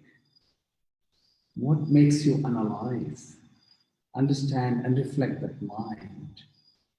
Further, in time, the concept of qualia was developed, meaning of what sort and what kind. This approach to philosophy via critical thinking left little room for experiencing knowledge. Later, phenomenology was developed, which was neither based on deductive method of logic nor the empirical method of natural sciences. Instead, the philosophy is seen to rest fundamentally on the introspective examination of one's own intellectual process in experiencing the phenomena. Eastern philosophies sought to internalize their consciousness, and their inquiry began. What is there? What is it like? It required the Eastern scientists who were rishis and sages to delve deeper into an inner world as a path to knowledge. They placed emphasis on emotions and heart. They sought to make connection with the Atman, meaning soul or core consciousness. Thus, Western science welcomed only those ideas that are perceptible and come within the purview of the five senses we possess. It required everything to be questioned, analyzed, examined, and critically viewed to arrive at the truths. It aims to understand the properties, nature, and workings of the physical world, and reduces knowledge learned through experiments to the tangible world. Logic of reasoning is applied using deductive methods to reach conclusions. The knowledge gained becomes temporary norm until a new hypothesis is formulated. Science pursues its aims to aid the development of technology for material comfort, safety, and economic gains. So what's the effect of Western approach upon science and scientists? It's important that correct foundations are laid in the first place. Otherwise, having to revisit foundations every time becomes a long process. Though here lies the catch, as our understanding of the world keeps shifting. With new discoveries, current outcomes leave unsatisfactory results. There is copious information that causes confusion, and it is difficult to integrate the concepts. For the scientist, the onus lies upon the individual to critique ideas, disputes taking place, casting doubt for justification to attain more knowledge. One becomes more and more in explanations, mere explanations. Intellect is relied upon solely to propose theory, so naturally ego is involved. The process makes it hard for the scientist to agree that there is a tendency to feel isolated from the world. The mind continues questioning and finding answers. There is no rest for the individual scientist. There is no need to do something opposite. To go into silence, but this is not taught. One gets caught up with understanding the nature of reality and why it cannot be understood. Whereas in the East, knowledge is pursued from subjective experiences without the focus on doing anything to the external world. The body is used as a laboratory and consciousness as a slate. Connection with the Atman is sought to know anything about the world. Here, everything is considered as possible, as one only has to connect to different deities.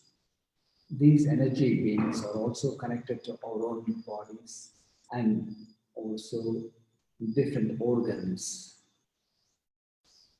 Connection is achieved through invocative research method, which includes devotion to a higher being or chanting, recitation of mantras, yagnas, tapasya, or dhyana, Emotion is the primary mode of inquiry, and mind is seen only as a portion of the imprint of the inner self. This approach places emphasis upon experiences with human emotions that's connected primarily to the heart, to the human heart. Heart is the center. The inquirer meditates either with a purpose or simply allows oneself to experience a universal consciousness or birth. The experiences can either be mystical or spiritual or in the physical form. Knowledge is gained on a specific subject by allowing to remain open.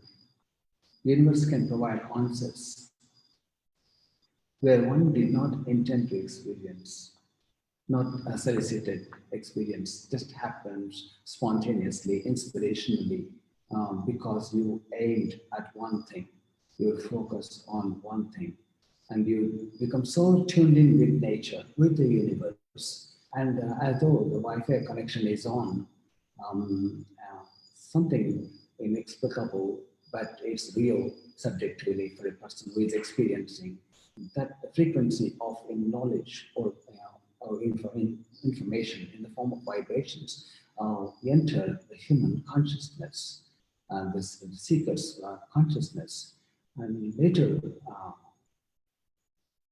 it is so bright and clear and so much certainty in the person now.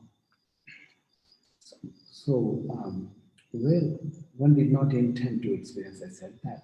The result is unrelated knowledge to previous work that is innovative. It's not connected with the previous experience or knowledge, something totally, it's unique on its own. Because that's without any preconceived plan or program or notion, just it just downloaded information, it just entered. Only maybe receptivity became so high and so perfect at that moment of time. So bypassing the mind, it enters straight to the heart. So it originates from a place of called intuition, the mother of intelligence. Intuition, the source of intelligence. Intuition is multidimensional, whereas intelligence is good, but it cannot take us too far. Intelligence can become flawed often. Hence, we are bound to work collectively, sharing each other's insights and experiences to make the world a better place and to reduce our errors and lead humanity towards a brighter future. As the scientists and the philosophers attribute their knowledge to higher forces, the mindset is of gratitude to obtain special strength, grace.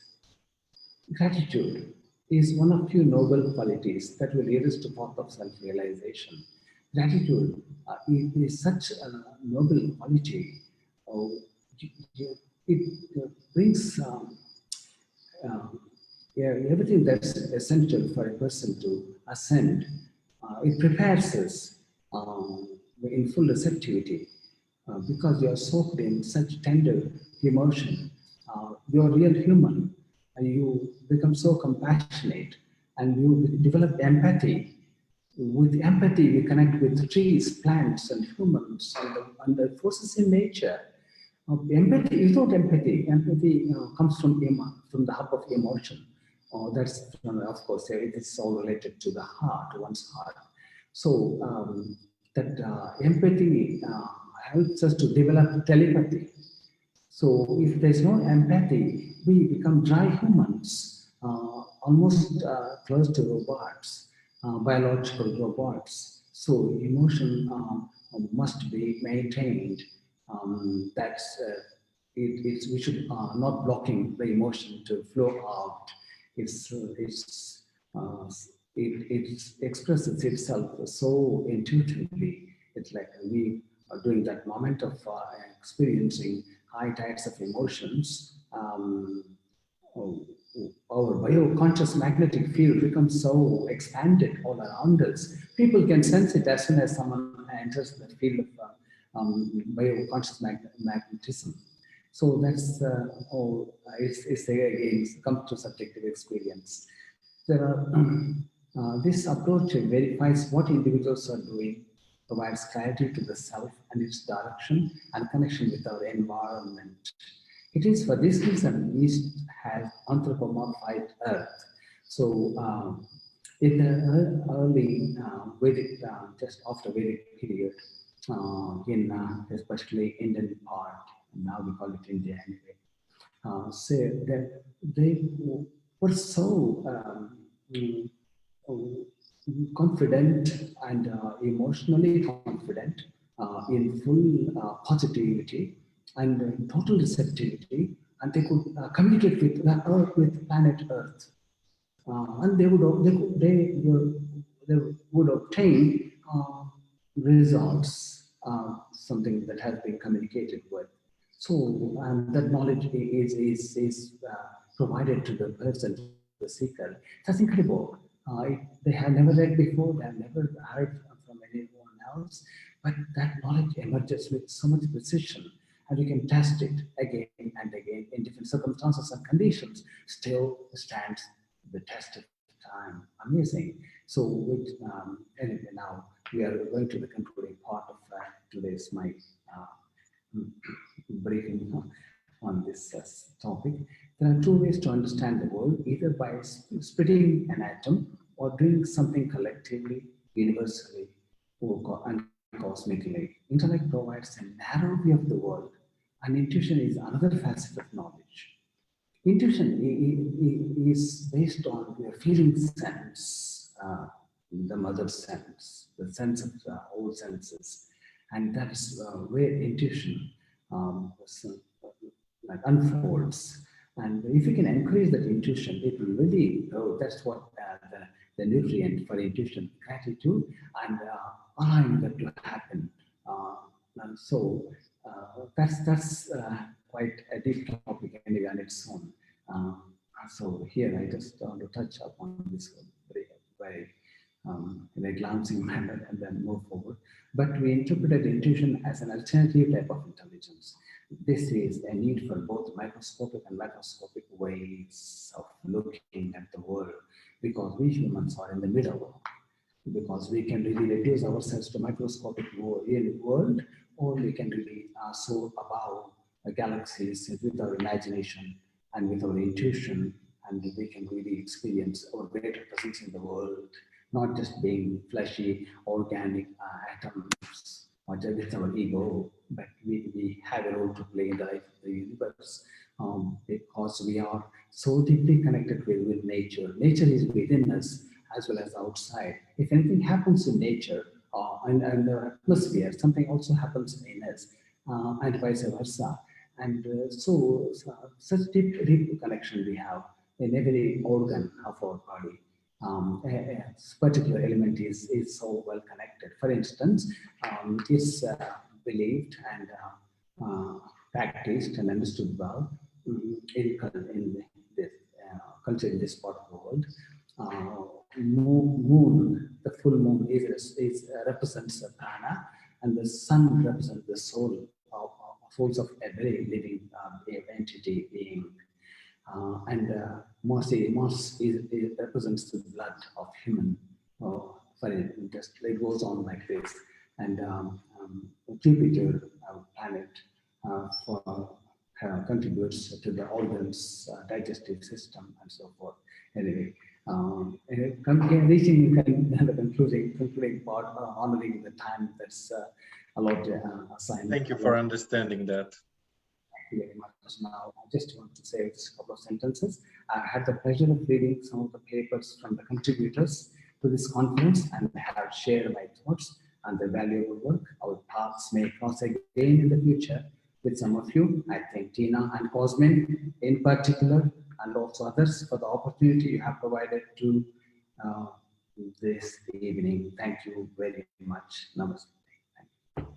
Thank you very much for your presentation. It is very interesting that we heard other presentation before you, and you talk with passion from your heart. And I must say that I had the feeling that Professor Stefan Schwartz also talk the same thing, the same feeling in his presentation. And even if you are so different one from each other, there is a positive vibe from all our presenters tonight. And I am very grateful for having you all on this evening. So even if he wasn't planned for the last, it is not the least. Professor Stefan David Edwards. He is currently an emeritus professor and research fellow and at the University of Zululand. He has 2 papers with Dialogo conference this edition. He will present us one of them, heart math as scientific meditation method in dialogue with theological phenomena. I think it is a great topic on top of all the topics previously presented, because most of our keywords speakers talked about the importance of meditation, of religiousness, how the religion make us whole as humans. And I am anxious to hear what Professor Edwards has to say in this regard, making the last presentation. Thank you, Professor, for being with us. You have the microphone.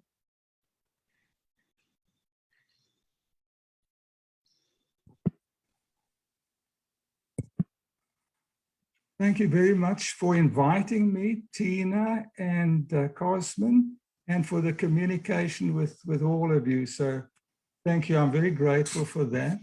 You're welcome. You must know that I'm quite technologically challenged, so I'm just getting my presentation in order.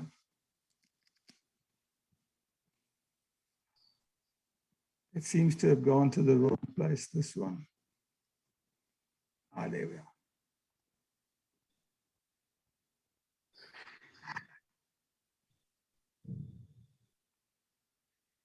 Beginning. Right. This is an overview of the presentation, Heart Math, a Scientific Meditation Method in Dialogue with Theological Phenomena. You would have seen it amongst the articles. Cosmin, I'm very grateful for you to have put it there. So if you have seen it, good. If you haven't, that's fine. Yes, everybody could see it and read Have it. a chance. Yeah. What will be very interesting later, if you're interested, is to look at the magnetometer installation and also at the electromagnetic heart. It's very dramatic to see how the heart electromagnetically can light up a statue, but that's drama really. My presentation is more on how science and theology link through the integral heart. Now, you know, the heart has got many different facets to it. All the wisdom traditions have been saying for ages that the heart is, you know, the center, yoga, nidra, all of them. That's an example of contemplative practices generally in wisdom traditions, and there are various contemplative practices. But where I became involved with heart math, most of my life has been working with Zulu people, traditional healers in particular, and they have an incredible knowledge well, Akka was talking about just now, this depth knowledge and way of being in the world that you know, ordinary people don't have. But we don't have time to go into that in great depth. But what this is that you see in front of you, the screen, is an acronym that we developed for traditional healing, traditional divining. So Shiso is actually a Hlonipa, which means respectful word for a person, umuntu. And it also has many, many other aspects to it. But there's no time to go into all of them. Ubuntu is probably the essential aspect or word or feeling or relationship that exists amongst African people generally. Mandela made it a buzzword at different conferences that he went to. So the acronym that we used to use in workshops, which was highly significant effect on spirituality of people who attended, Spirit Umoya is invoked. We used to dance in a circle. Usually when I give this presentation, I dance around. Woza Moya, come Spirit, come Spirit. Then the heart includes your beating emotionally, as Aka was saying, one's heart and feeling the energy. Image, umkabango, forming an image of the subtle energy system of the breath, soul, spirit. Soul, umpefomulo, contemplation on the soul at the heart center. I'm losing this. Then oneness, ubunye, all of us are interconnected. Very interesting discussion we had at the conference around that Richard had. From a, you know, the thrust or the focus or the theme of the presentation is that heart math is a scientific perspective, but also meditation itself is scientific in all different ways, you know, whether one's going to tradition and depth or whether one's using modern scientific methods. It becomes scientific if one applies a scientific method, and heart math has got an established scientific basis to it. And it's not only from the Western perspective, you know, all meditations, most meditations will based upon wisdom traditions, spiritual tradition, religious traditions will be included, because basically, you know, one practices meditation, one observes what arises, and then decides or makes decisions on one's observation that come from the heart, essentially. Kundalini yoga is equivalent. Umbilini is what the diviners use in Africa, the word that they use. Heart math quick coherence technique is a very simple technique, but it's very effective. It consists of heart focus, breathing, and feeling. Anybody can use this, and whether one is an in-depth meditator or just a person off the street who want to practice meditation. Basically, what you do is you listen to your heart and you connect to the actual rhythm of the heart, the beat of the heart. And that rhythm is what is important, because the heart rhythm is radiated to the amygdala in your brain and your prefrontal cortex, but it's also radiated out. So people can experience, like we were talking about, how you're feeling, how you're relating to others. Yogic practice of savasana and pranayama eventually lead to dhyana and samadhi. From the Christian point of view, we're talking about Thomas Merton's point vierge, that point of nothingness which exists at the center of the heart. Just personally, I remember when my grandson was born, giving him that message, sending that to him. Human health is associated with optimal heart rate variability. Now, if you don't understand what that is, it means that the heart in its beat, in its interbeat intervals, it's important that it varies. It mustn't stay still. It must vary. And the more that it varies within, you know, normal parameters, the healthier and more adaptive the person is. The heart math mission itself is to promote personal, social, and global coherence, but that's not all. It was developed by an interdisciplinary team in 1991, and they're concerned with health. Basically, it's promoting planetary health, especially at the global coherence level. Typically, what we do when we are aroused, we create cortisol, it's a stress hormone, or if we're relaxed, we create DHEA, the human growth hormone. And we have parasympathetic and sympathetic divisions, which is Ida or Pingala of the yogic tradition. Each one of our emotions has a signature, an electromagnetic signature, and you can see the signatures there, the negative emotions, the positive emotions. For example, meditation on peace or love would be at 3 o'clock if you're looking, that love and appreciation, but also extreme emotions like bliss and ecstasy. Hyperstates would also be at 3 o'clock level, but just more extrapolated. The negative emotions are just the opposite. And a lot of heart math as a technique is concerned with transforming the negative emotions into positive emotions. A very interesting study from a Christian perspective is that Ruth Stanley, working with 5 nuns, asked each of them to pray a different sort of prayer: supplication, devotion, intercessory gratefulness, and contemplative prayer. And as you know, meditators, when you radiate love from your heart, if you're in complete contact with the divine, with God, with Brahman, whatever your understanding of your greatest self, your best self, whatever that is, your coherence will optimize. If you're just there, your coherence will optimize. It's oneness, it's yoga. The more that one radiates out to others, the more that one dilutes that energy that is naturally in one. Making a personal statement, why I personally use HeartMath Inner Balance in Global Coherence apps. I talked about how I developed with work with African diviners.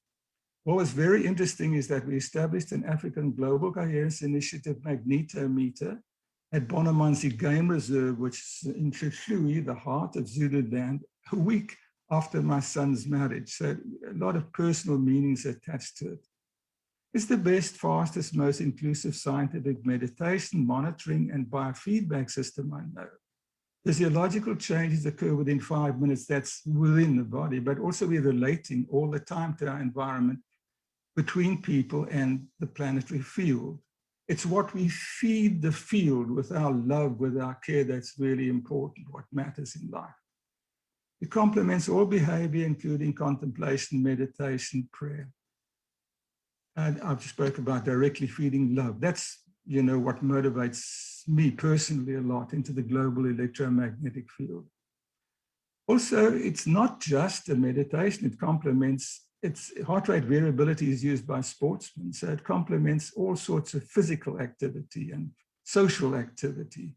It improves heart, lungs, self, soul, spirit injuries. In my case, what is very interesting is that doing some intuitive meditation with Tina, I noticed some issues came up with regard to, my own past, hip problems, lung problems, shoulders. So I've got a cataract in my right eye now as I'm reading this. Coherence is an established natural human social spiritual energetic system. It's got a long tradition in physics. Richard will be able to tell you more about that in greater depth, but what happens when you're practicing heart math is that your heart and breath entrain to each other, and then all the other physiological systems entrain to that. It's like a grandfather clock that pulls all the other clocks, smaller clocks in the room to the same beat or the same rhythm.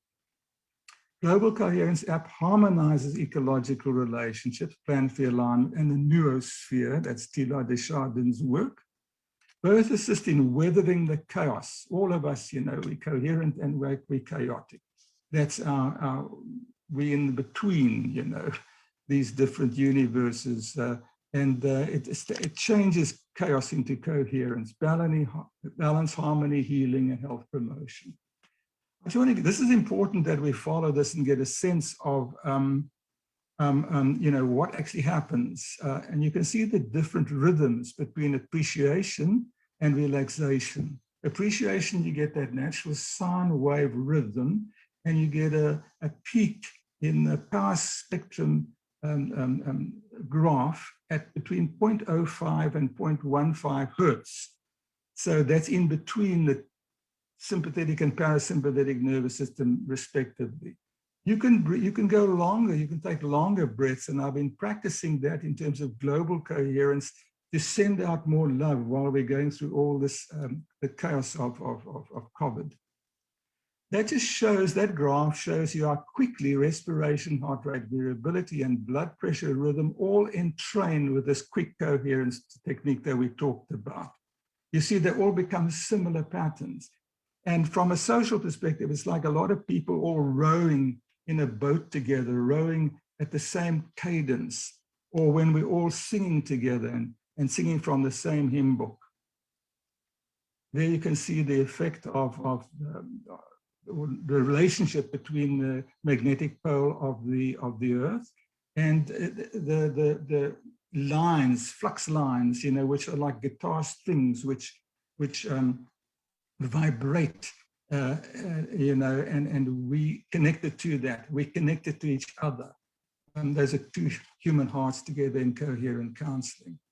That's the Schumann resonances. That's a plasma bands around the planet, which are actually shielding the planet from outside influences. So our brains are more connected at that level. 7.8 hertz, for example, is the alpha waves in the brain. What was very interesting, and this comes from the Global Consciousness Project at Princeton University, Princeton Engineering Anomalies Research Center, they call it. And during the time of the September 11 attacks, there were 3 attacks on the Twin Towers, 2001, and there were global consciousness projects, global consciousness random event generators that pick up random events that either one or in a binary, 0 or 1. They had them in Los Angeles and New York. And this was monitoring the emotional effects of people's feelings over this time. You see, people were anticipating something was going to happen, were intuiting something was going to happen before the attacks. About 8 hours before, that graph indicates that. Then you see the time of the attacks and then the jagged, all the trauma and emotion that came after that. What was supportive of this finding was that geomagnetic satellites circuiting the Earth had a peak at exactly the same time. Now, there's a lot of mathematics in this, and it's still controversial, but it's 1 trillion to 1 chance, according to the statisticians, that these kind of phenomena are operating together. Now, we know this from our own meditation. We know oneness or non-duality. We experience it. We feel everything's all interconnected. That gives you the different statistics with regard to this. For example, when Nelson Mandela died, was highly significant. That stands for the date. Many people, there were 45 eggs as a random event generators all over the planet that were measuring this. And Stufa Z shows highly significant 0.01, I think it is. I can't see it clearly there.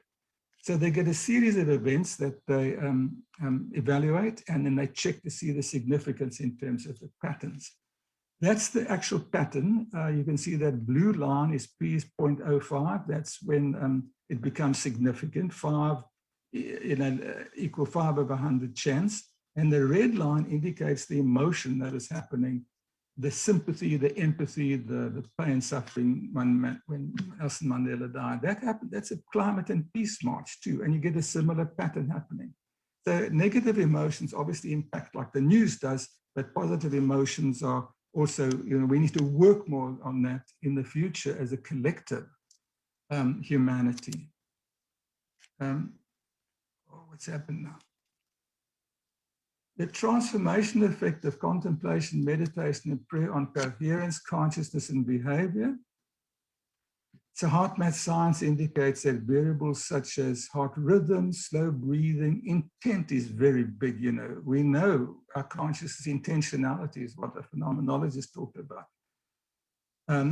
And care and love facilitate coherence and consciousness transformation. The more people meditate and are taught meditation, the more planetary health accrues. This is an idealistic perspective. That's a correlational hypothesis. As we become more evidence-based and understand it better, we can make a causal hypothesis, so we can check causality. Is it the effect of faith, meditation, contemplative, and prayer, or other factors involved? But this is what motivates me in, you know, to practice this so often. So when I'm meditating for an hour, personally an hour a day, I feel as if I'm sending out, and I experience that reality, sending out love and healing into the world. And basically, this is evidence so far of what all the sages have been saying for thousands of years.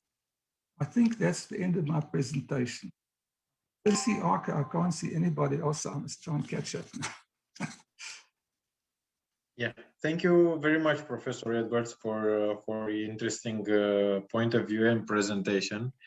I must say that everyone have a different topic, and on this theme of our meeting, there are many engaging ideas, and I don't know what to start with, but I will leave my questions for the last, for the finish, for the end. And I will give to the microphone to Raghu. Maybe he has some questions, because he is also in India and it's midnight, I suppose. And I don't want to disturb him more than he planned in the first place. So Raghu Raman, if you want to address a question or make a statement or whatever you decided to give us a speech, you have the honor.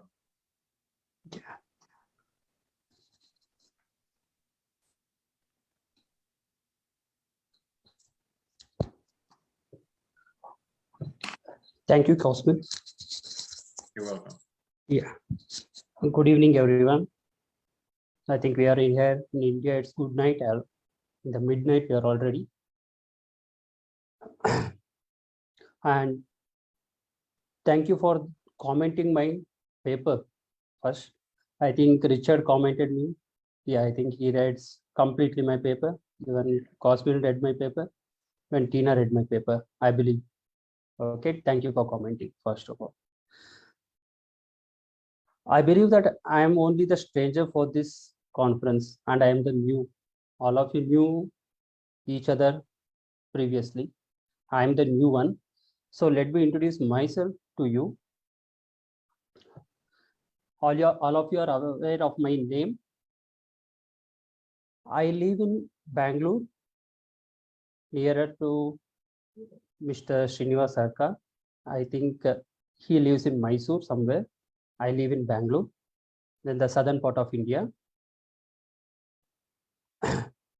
I have been traditionally trained in Vedas and in Indian philosophy. Here in the system called as the Gurukula system, means the teacher and the student who lives in a single compound, and they vigorously train the students. I have been trained in such a format, and all of my education went through the language, Sanskrit language. There was no touch of English language in my studies, or completely all the texts were learned in which language the texts were built. So this is my introduction. And I consider myself as an academician, and I teach to students, and I'm a teacher and a practitioner. This is my designation right now. So not wasting any much time, I'm going to directly to my presentation. Can I share my screen now? Of course you can. Okay. Yeah.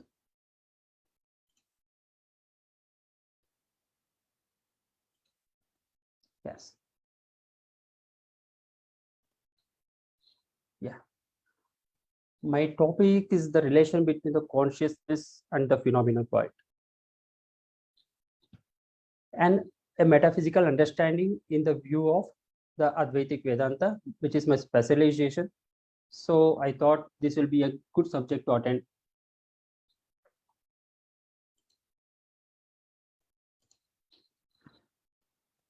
The inquisitiveness about the relation between the consciousness and the phenomenal world has long existed in the area of philosophy and science.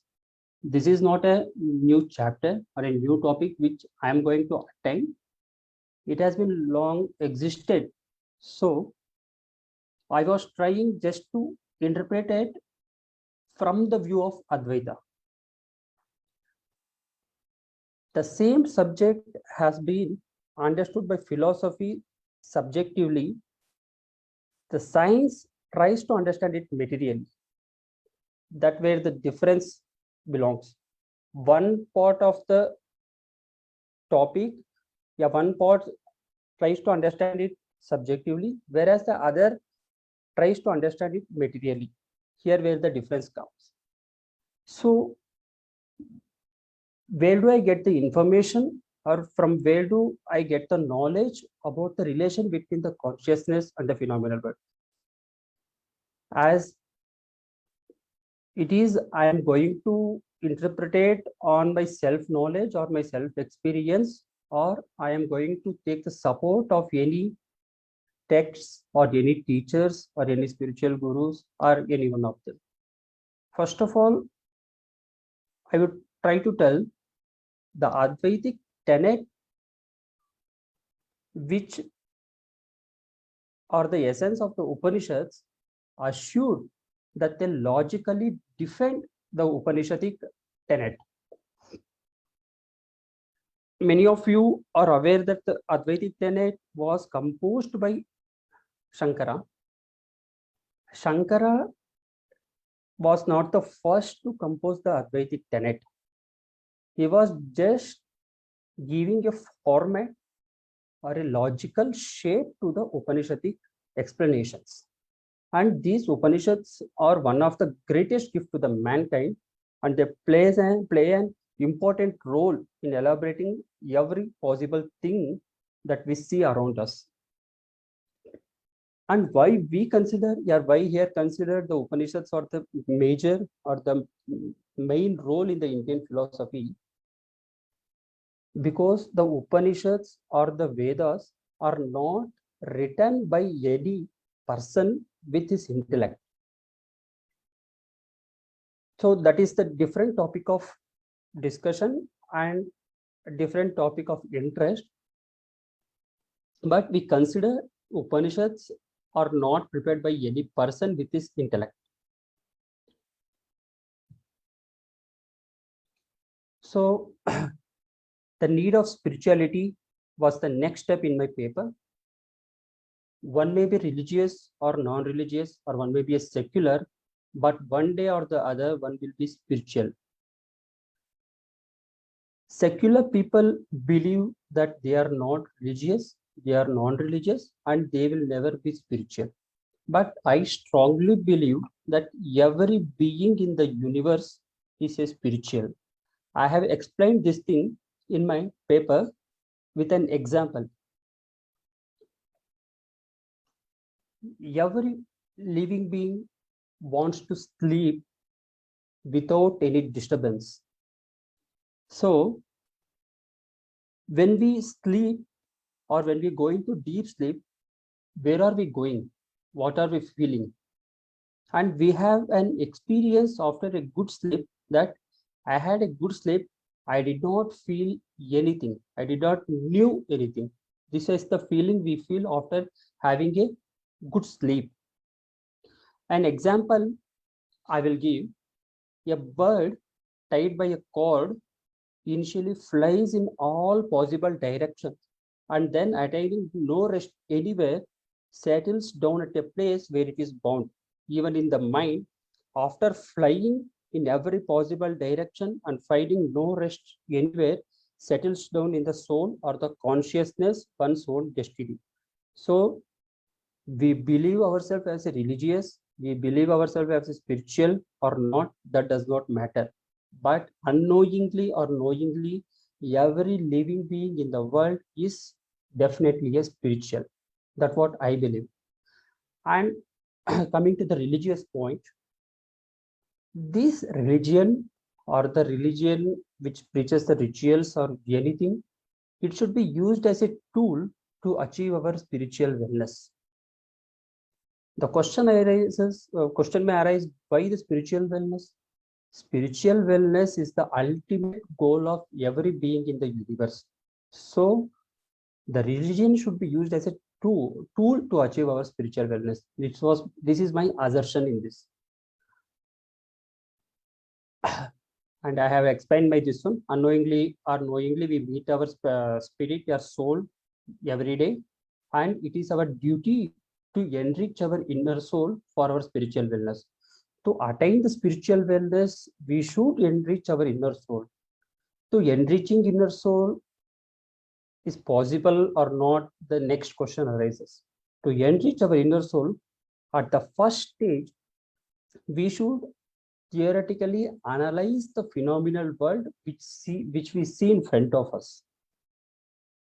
Many of us face a problem that when we go into meditation, we will be not able to concentrate on a single thing. Our mind will be fluctuating, our mind waves will be modifying, and we will not be able to sit in a place for 10 minutes. And why this takes place? Meditation is impossible for anybody. Meditation, is it possible or impossible? The question arises. My point of view, meditation is possible if you are theoretically well trained. If you are theoretically clear about your concept, then the meditation is easy for you. If you are theoretically not well trained, then meditation is impossible. So we should enrich ourselves theoretically to attain the spiritual wellness and the meditation. So I thought one of the topics, that is the relation between the phenomenal world and the consciousness, should be addressed to keep our mind stable in the meditation, during the meditation.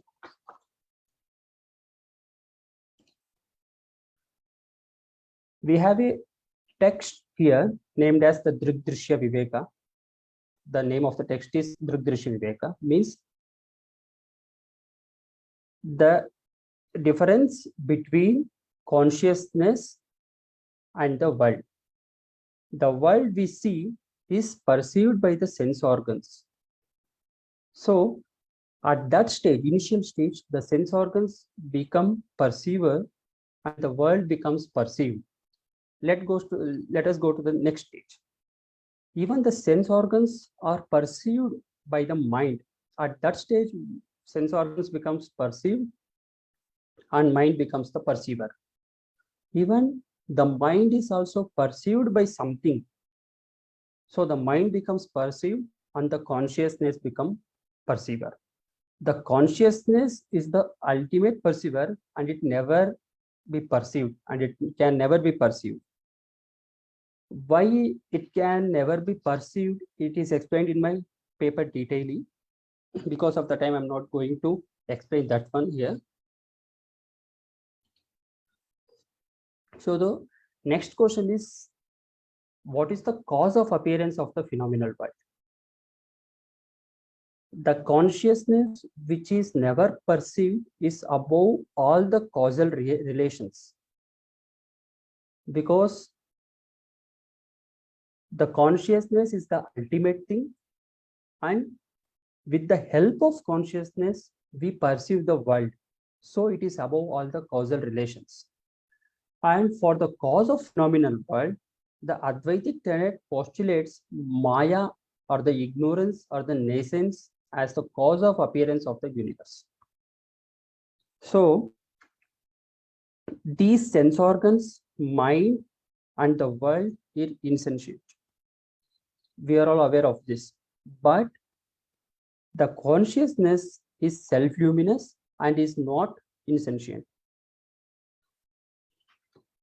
It is an unquestionable experience about the existence of the empirical material world. Now, the typical question arises about the cause of experience and also the cause of reflection. Even though the consciousness is above all the relations, we feel that consciousness is creating the world. So the Advaitic tenet postulates Maya as the cause of appearance. This ignorance has two variants, it has two powers. One is the nature of feeling and other is the nature of projecting. For example, we see a snake on a rope. First, we don't see the rope, that is the nature of feeling. Because of ignorance, we don't see the rope, that is the nature of feeling, and we see the snake on it, that is the nature of projecting. In the same way, we don't see the self, it is the nature of feeling, and we see the phenomenal world, it is the nature of projecting. This all happens due to the power of the ignorance. And this is the cause of phenomenal universe. Ignorance of the distinction between the subject and the object is the cause of one's suffering in the phenomenal world. This is what the main theme of Advaitic tenet. And I explained the consciousness is above all the causal relations. Let's see what are the types of causation. There are two types of causations. One is the transformation and another one is the transfiguration. A milk becoming a curd is a form of transformation. The milk is the cause and curd is the effect. This is called as the transformation. And transfiguration, a snake reflecting as a rope, reflecting as a snake, it is the transfiguration. So the world, the ignorance is the ignorance and phenomenal world. Their relationship is known as the transformation. The consciousness and the phenomenal world relationship is known as the transfiguration. And the substratum or the consciousness is the basic thing, and the phenomenal world is superimposed on this. To attain that, to realize the distinction between the phenomenal world and the consciousness, this text, the Drigdrishya Viveka or the Advaitic tenet, introduces a method, the samadhi or the concentration or the meditation. In the text, he has introduced two types of meditation. One is the savikalpa and other is the nirvikalpa. The word vikalpa means the variation or the modifications. For the initial stage of meditation, we should do with mental modifications. It is known as the savikalpa meditation, the meditation associated with an object. And in the next stage, the meditation associated with a sound. And in the third stage, the meditation without any mental modifications. These are the three steps introduced in the text called Drigdrishya Viveka. And there are many types of meditations to attain the self-consciousness, becoming one with the self-consciousness. So oneness with consciousness is the main priority of Advaitic tenet. That is the theme, that is the main purpose. For that, the Advaitic tenet introduces many options and many variants of meditations and even many variants of readings and even the practices. So once by initial stage and the next stage, it differs upon the temperament of our mind. So I'm concluding my topic here. Because of lack of time, I'm closing the presentation here. Thank you, Cosmin, for giving me the opportunity.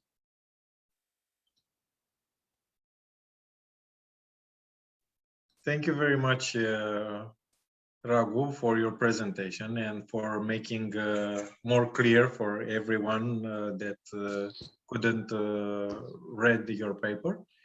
but I can tell from experience that it's a very interesting one, and it is worth to read it, and maybe even read it over for understanding more about consciousness from his point of view. And since he is from the beginning with us, I will give the microphone to Richard Honeycutt. So if you desire to have a question or to present your paper, either way, you are most welcome to tell us your thoughts. Thank you. I wanted to share my screen, but the share screen on my computer is grayed out, so I can't make that happen.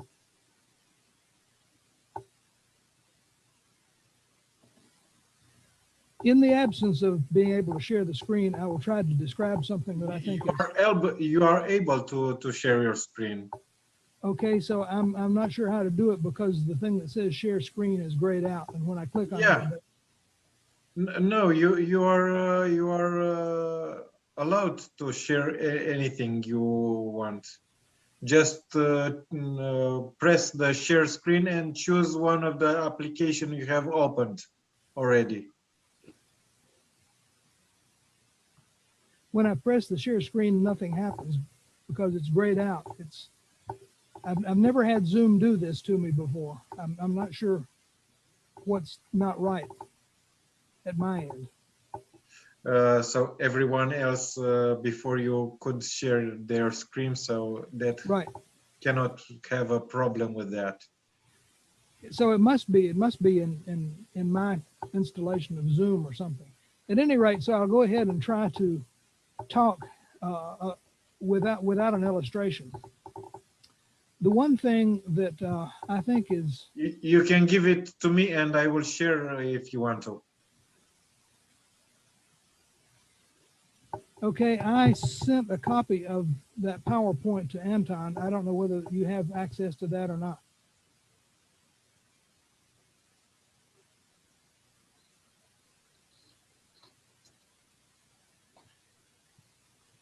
On the email? Yes, it's called Dialogo paper.pptx-PowerPoint.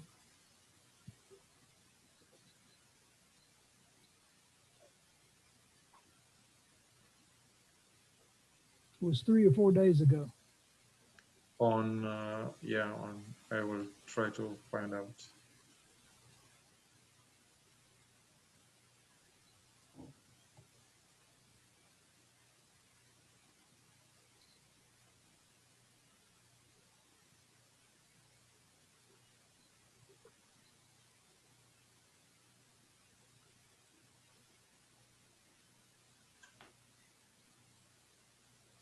No, I cannot find it. Okay, I will just describe without reference to the illustration.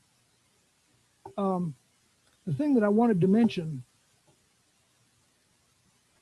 that I briefly discussed in the paper, but didn't go into any great detail, relates to the consciousness and the phenomenal world from a scientist's perspective, and this is based on the work of Dr. William Tiller.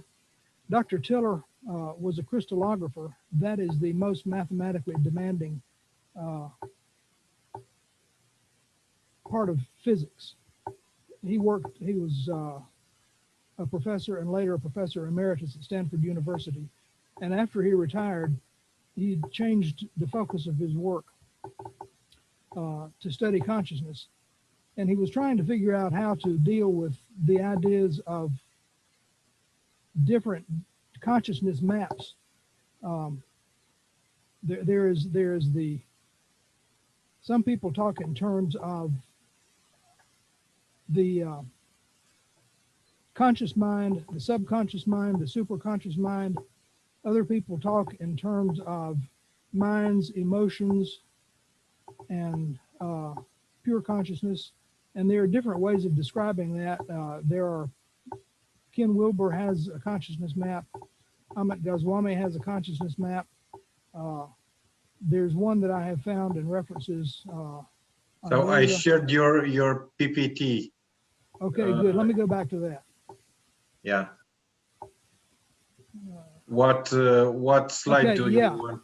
Yeah, me to- it's okay. What slide do you prefer?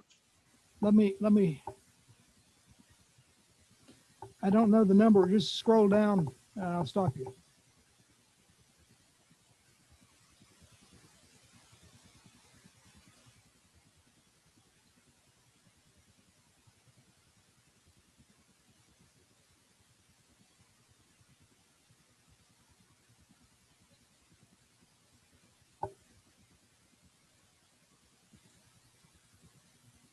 If you know the name or No, but we're approaching it. It won't be too long. okay, okay.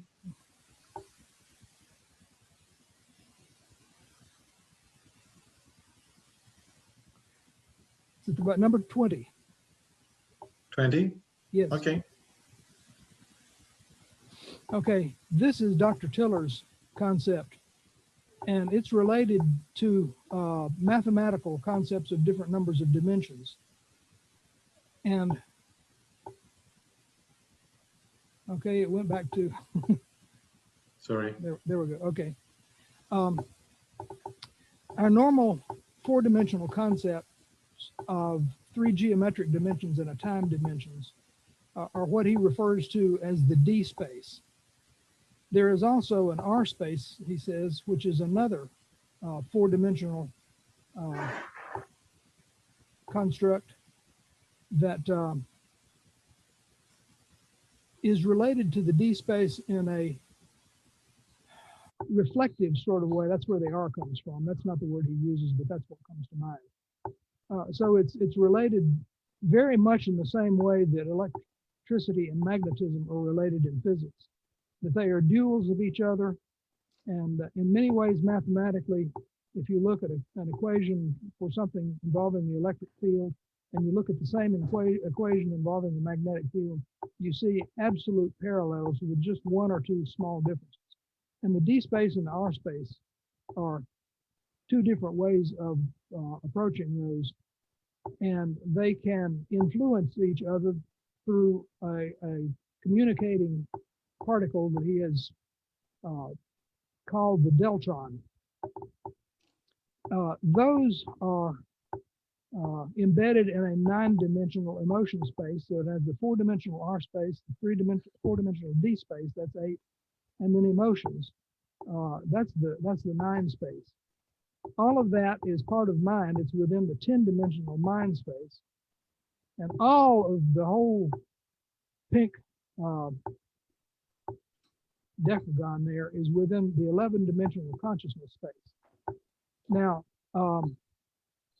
the idea that brings to mind for a mathematically inclined or physics inclined person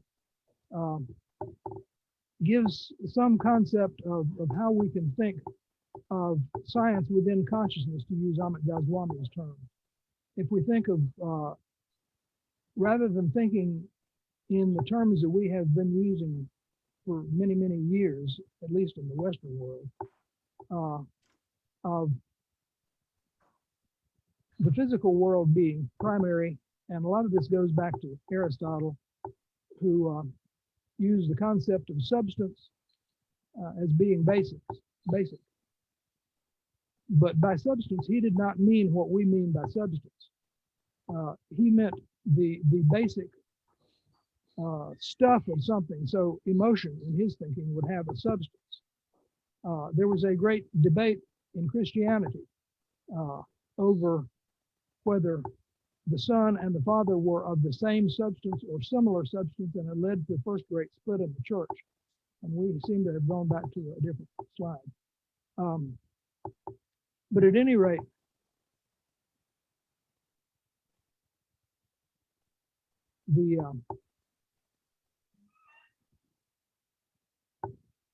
can we get back to that previous slide? There we go, yeah. At any rate, so the idea of substance as being basic, and then we are forced to say, well, consciousness exists. although there are some physicalists who claim they don't believe consciousness exists. I don't see why we have to listen to them if they're unconscious, but nevertheless, they make such claims. And they then are forced to try to explain how consciousness arose from unconscious things, matter, physical substance. And this idea is that no, it's the other way around. Matter, physical things arose from consciousness, but they're not the only thing that arose from consciousness, or arise is probably better tense to use.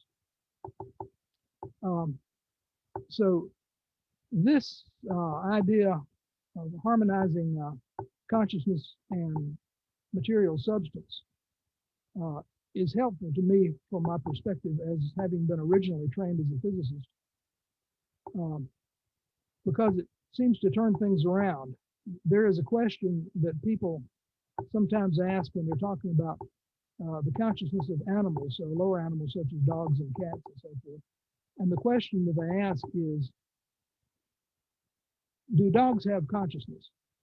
And then they study Native American teachings and they say, well, do trees have consciousness? And then they look at rocks and say, do rocks have consciousness? And all these are wrong questions from the point of view of consciousness as primary. From the point of view of consciousness as primary, the correct question was, does consciousness appear to us in ways that we interpret as being rocks, trees, or dogs? And it changes the entire view of the universe if you view it from that perspective. I wanted to say more about this in the paper that I submitted, but I was already way beyond the guideline number of words and had to kind of stop at that point. That's the only other thing that I wanted to bring up. Thank you very much, Richard. You know, as everybody else, you have additional 3 days after the conference is ending, because from experience, we have many requests in the past after the conference, so the authors can alter their paper either way to cut some parts or to add some other explanation because of the discussion and debates during the conference. So for that matter, we are waiting additional 3 days after the conference is ending, so you can give us an updated version of your paper if you desire. Thank you. Yeah, I thank you too. And the last one, but not the least one, Professor Morakeng. He's also among us from the beginning, and I would love to hear his thoughts about the conference or about his paper, or if you would like to suggest an idea of that matter.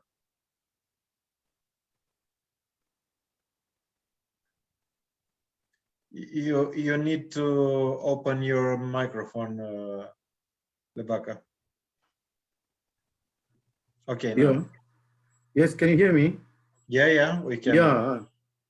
You're up. I'm so much thankful for this opportunity to attend the conference for the first time. And then I have learned much from the speakers today. And this is really an inspiration to me to keep on keeping on in research direction. And then I promise and commit myself to attend the next conference. Thank you very much. I thank you. Professor Stephen Edwards is also laughing because he knew that I was pushing him with reviews and stuff like that, and I know I can count on him and his work on Dialogo. So thank you very much to everyone for being with us. Since no one was addressing any question, I have one in mind. Before the conference is starting, and I was brainstorming with Tina and one of her friends about drawing some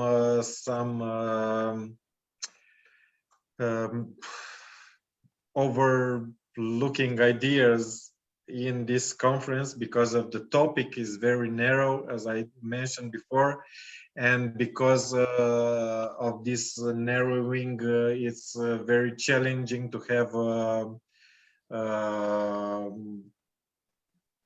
general idea dropping on everyone. But I would love to share with you one of my thoughts and two questions addressing to everybody. And if you want to help me drawing a conclusion that I will express in the proceedings on behalf of every attendees on this session. So from the beginning of our evening and listening to Professor Stuckelberger, to Schwartz and Latuada and everyone else, I came up with the idea that someone who will listen our conference that is on live on Facebook and further on will be for 30 days, or reading out our proceeding, will might understand that being religious and being spiritual are not only different, but also somehow mutual exclusive. For that matter, I will address two questions to everyone. If you are welcome to answer as you wish. What are, from your different and diverse point of views, the differences between being religious and or being just spiritual? Are these differences meaningful? Or, in other words, do they matter significantly so that we need to break them apart? What do you think? Just raise a question or start the microphone and answer. Okay, Professor Edwards. I think spiritual but not religious is becoming more and more popular in the Western world. And I think that can be viewed positively or negatively. People might have worked through different stages of faith and got to a certain level where they are individuating in Jung's sense, or it could reflect dogma, but I mean, there are many different reasons for that. I don't agree that they are mutually exclusive. I think spirituality has always been an esoteric version of religion since the beginning. But that's just a broad statement. Thank you very much. Anyone else? I would If say I may that react. Sorry, go ahead. I will leave Richard, if you don't mind, Christoph. I would say that the difference between spiritual and religious has to do with the focus. I think it is entirely possible to be religious without being spiritual at all. I go back to, and I think I mentioned this in my paper, William James' description of religion is how a man thinks and acts with regard to that which he considers to be the divine, and I broadened it to say how a person thinks and reacts with that which he considers to be the truest or most ultimate reality in his life. I know people who are very religious about their politics, but they're not spiritual. So I think there's there's a breadth of meaning in the word religious that is not present in spirituality. Can I speak to that? It was Christoph, and you can add something afterwards. Okay. Yeah, thank you very much. So yeah, this difference, it's for me clearly not exclusive. There is a relation between religious and spiritual, but I think also the hype of the term spiritual is somehow reflecting the modern plurality and individualism, because as I said in my definition, religious has normally the connotation also with the institutionalization of beliefs and in rights, and not only individual rights, but also collective. And the consciousness debates, and I think many of the presentations have been very interesting, but mainly focused on these consciousness issues with empirical evidence and less empirical evidence. And for me, the big question remains the relation between spiritual and religious in the fight about institutionalization and non-institutionalization. So we did not talk much in this evening on institutions, but the political implications is normally mainly on the institutional side, where the political games and fights comes in. And that's one reason, in my view, why this shift to spiritual is also coming, because people are tired of fighting of religious institutions each other and interfering with politics and politics with religion in the institutional sense. So I would wish that maybe in a follow-up we could reflect a bit more about this relation between individual spirituality and institutions and their power, because we did not speak much about the power structures, but religion and spirituality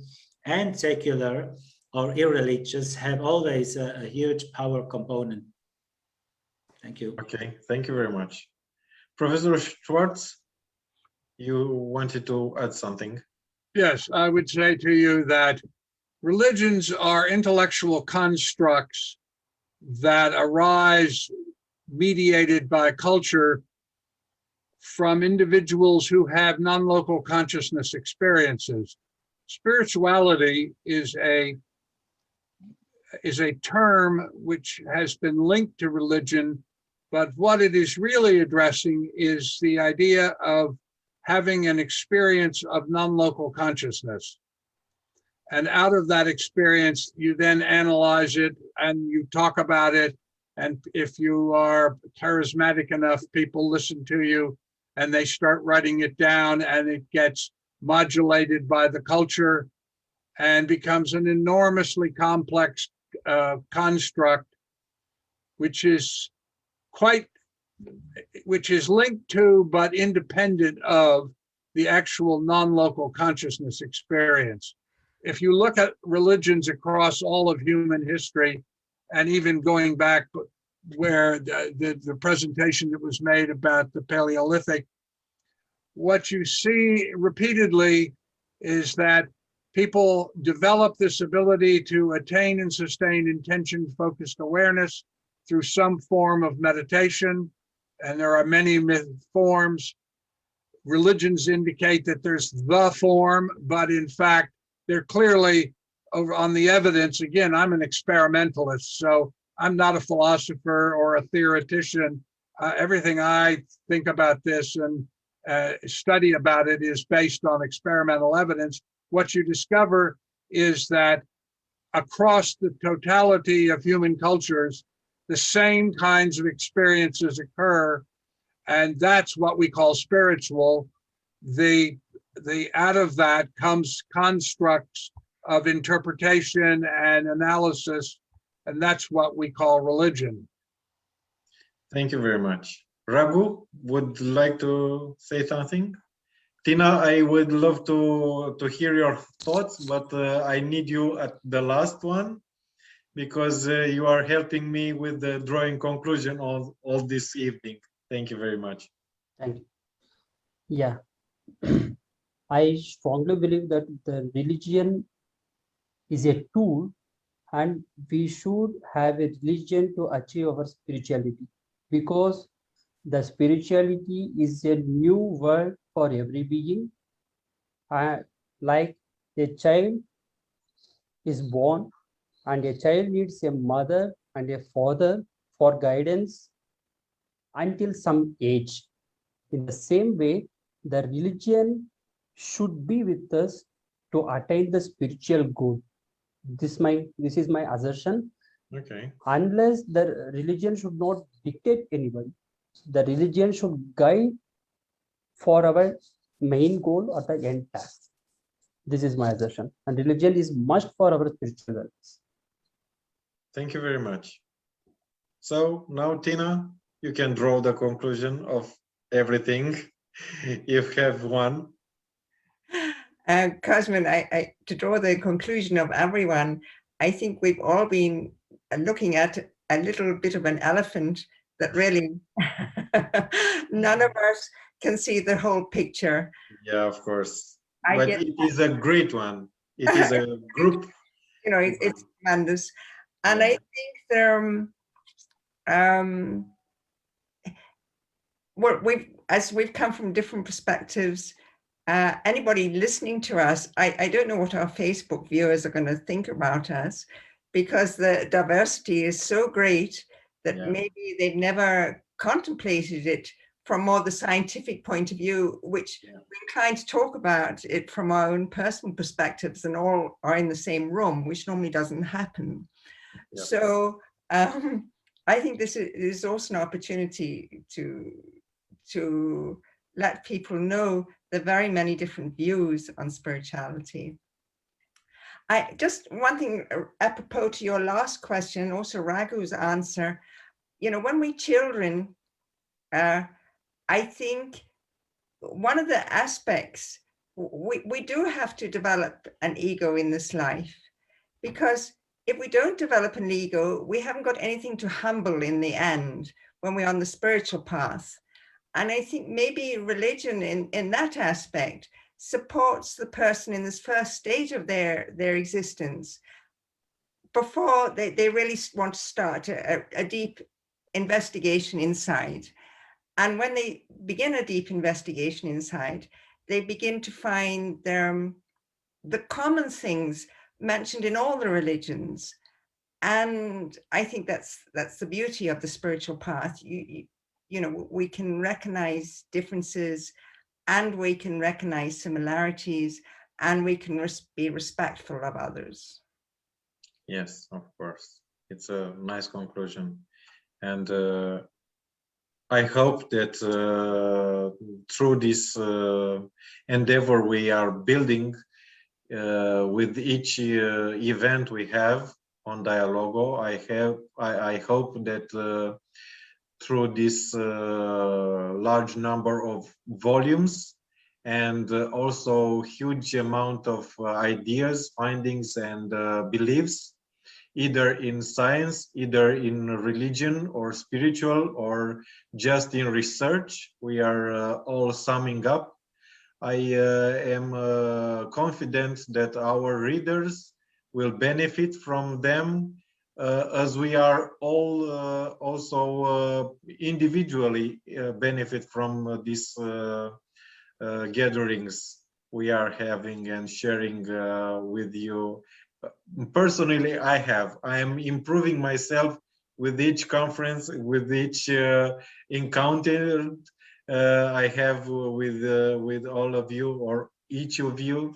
So from the radical perspective, I became a very inclusive person, and this inclusiveness made me a whole better person in my personal life, in a researcher life, in everything I write.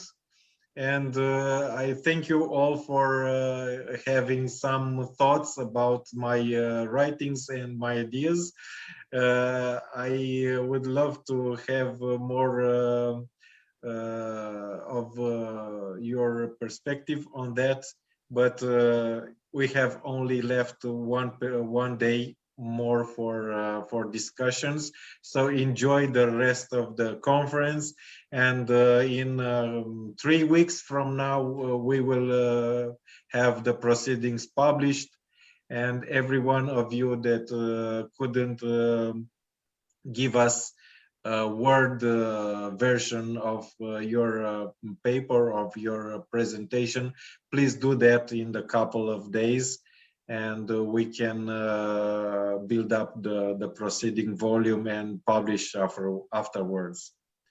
Thank you very much. If you want to have and share final thoughts, you are welcome to do it. Can I say something? Yes, of course, Labaka. Yeah. In my view, the two terms religion and spirituality are related, but from experience, it does not necessarily mean that if one is religious, he or she is spiritual. Yes, of course. You can be religious and not be spiritual. Yeah, that's my view. And vice versa. And vice versa as well. Can be spiritual Yeah, and not religious. Yeah. Yeah. But this is not wrong either way. Thank you.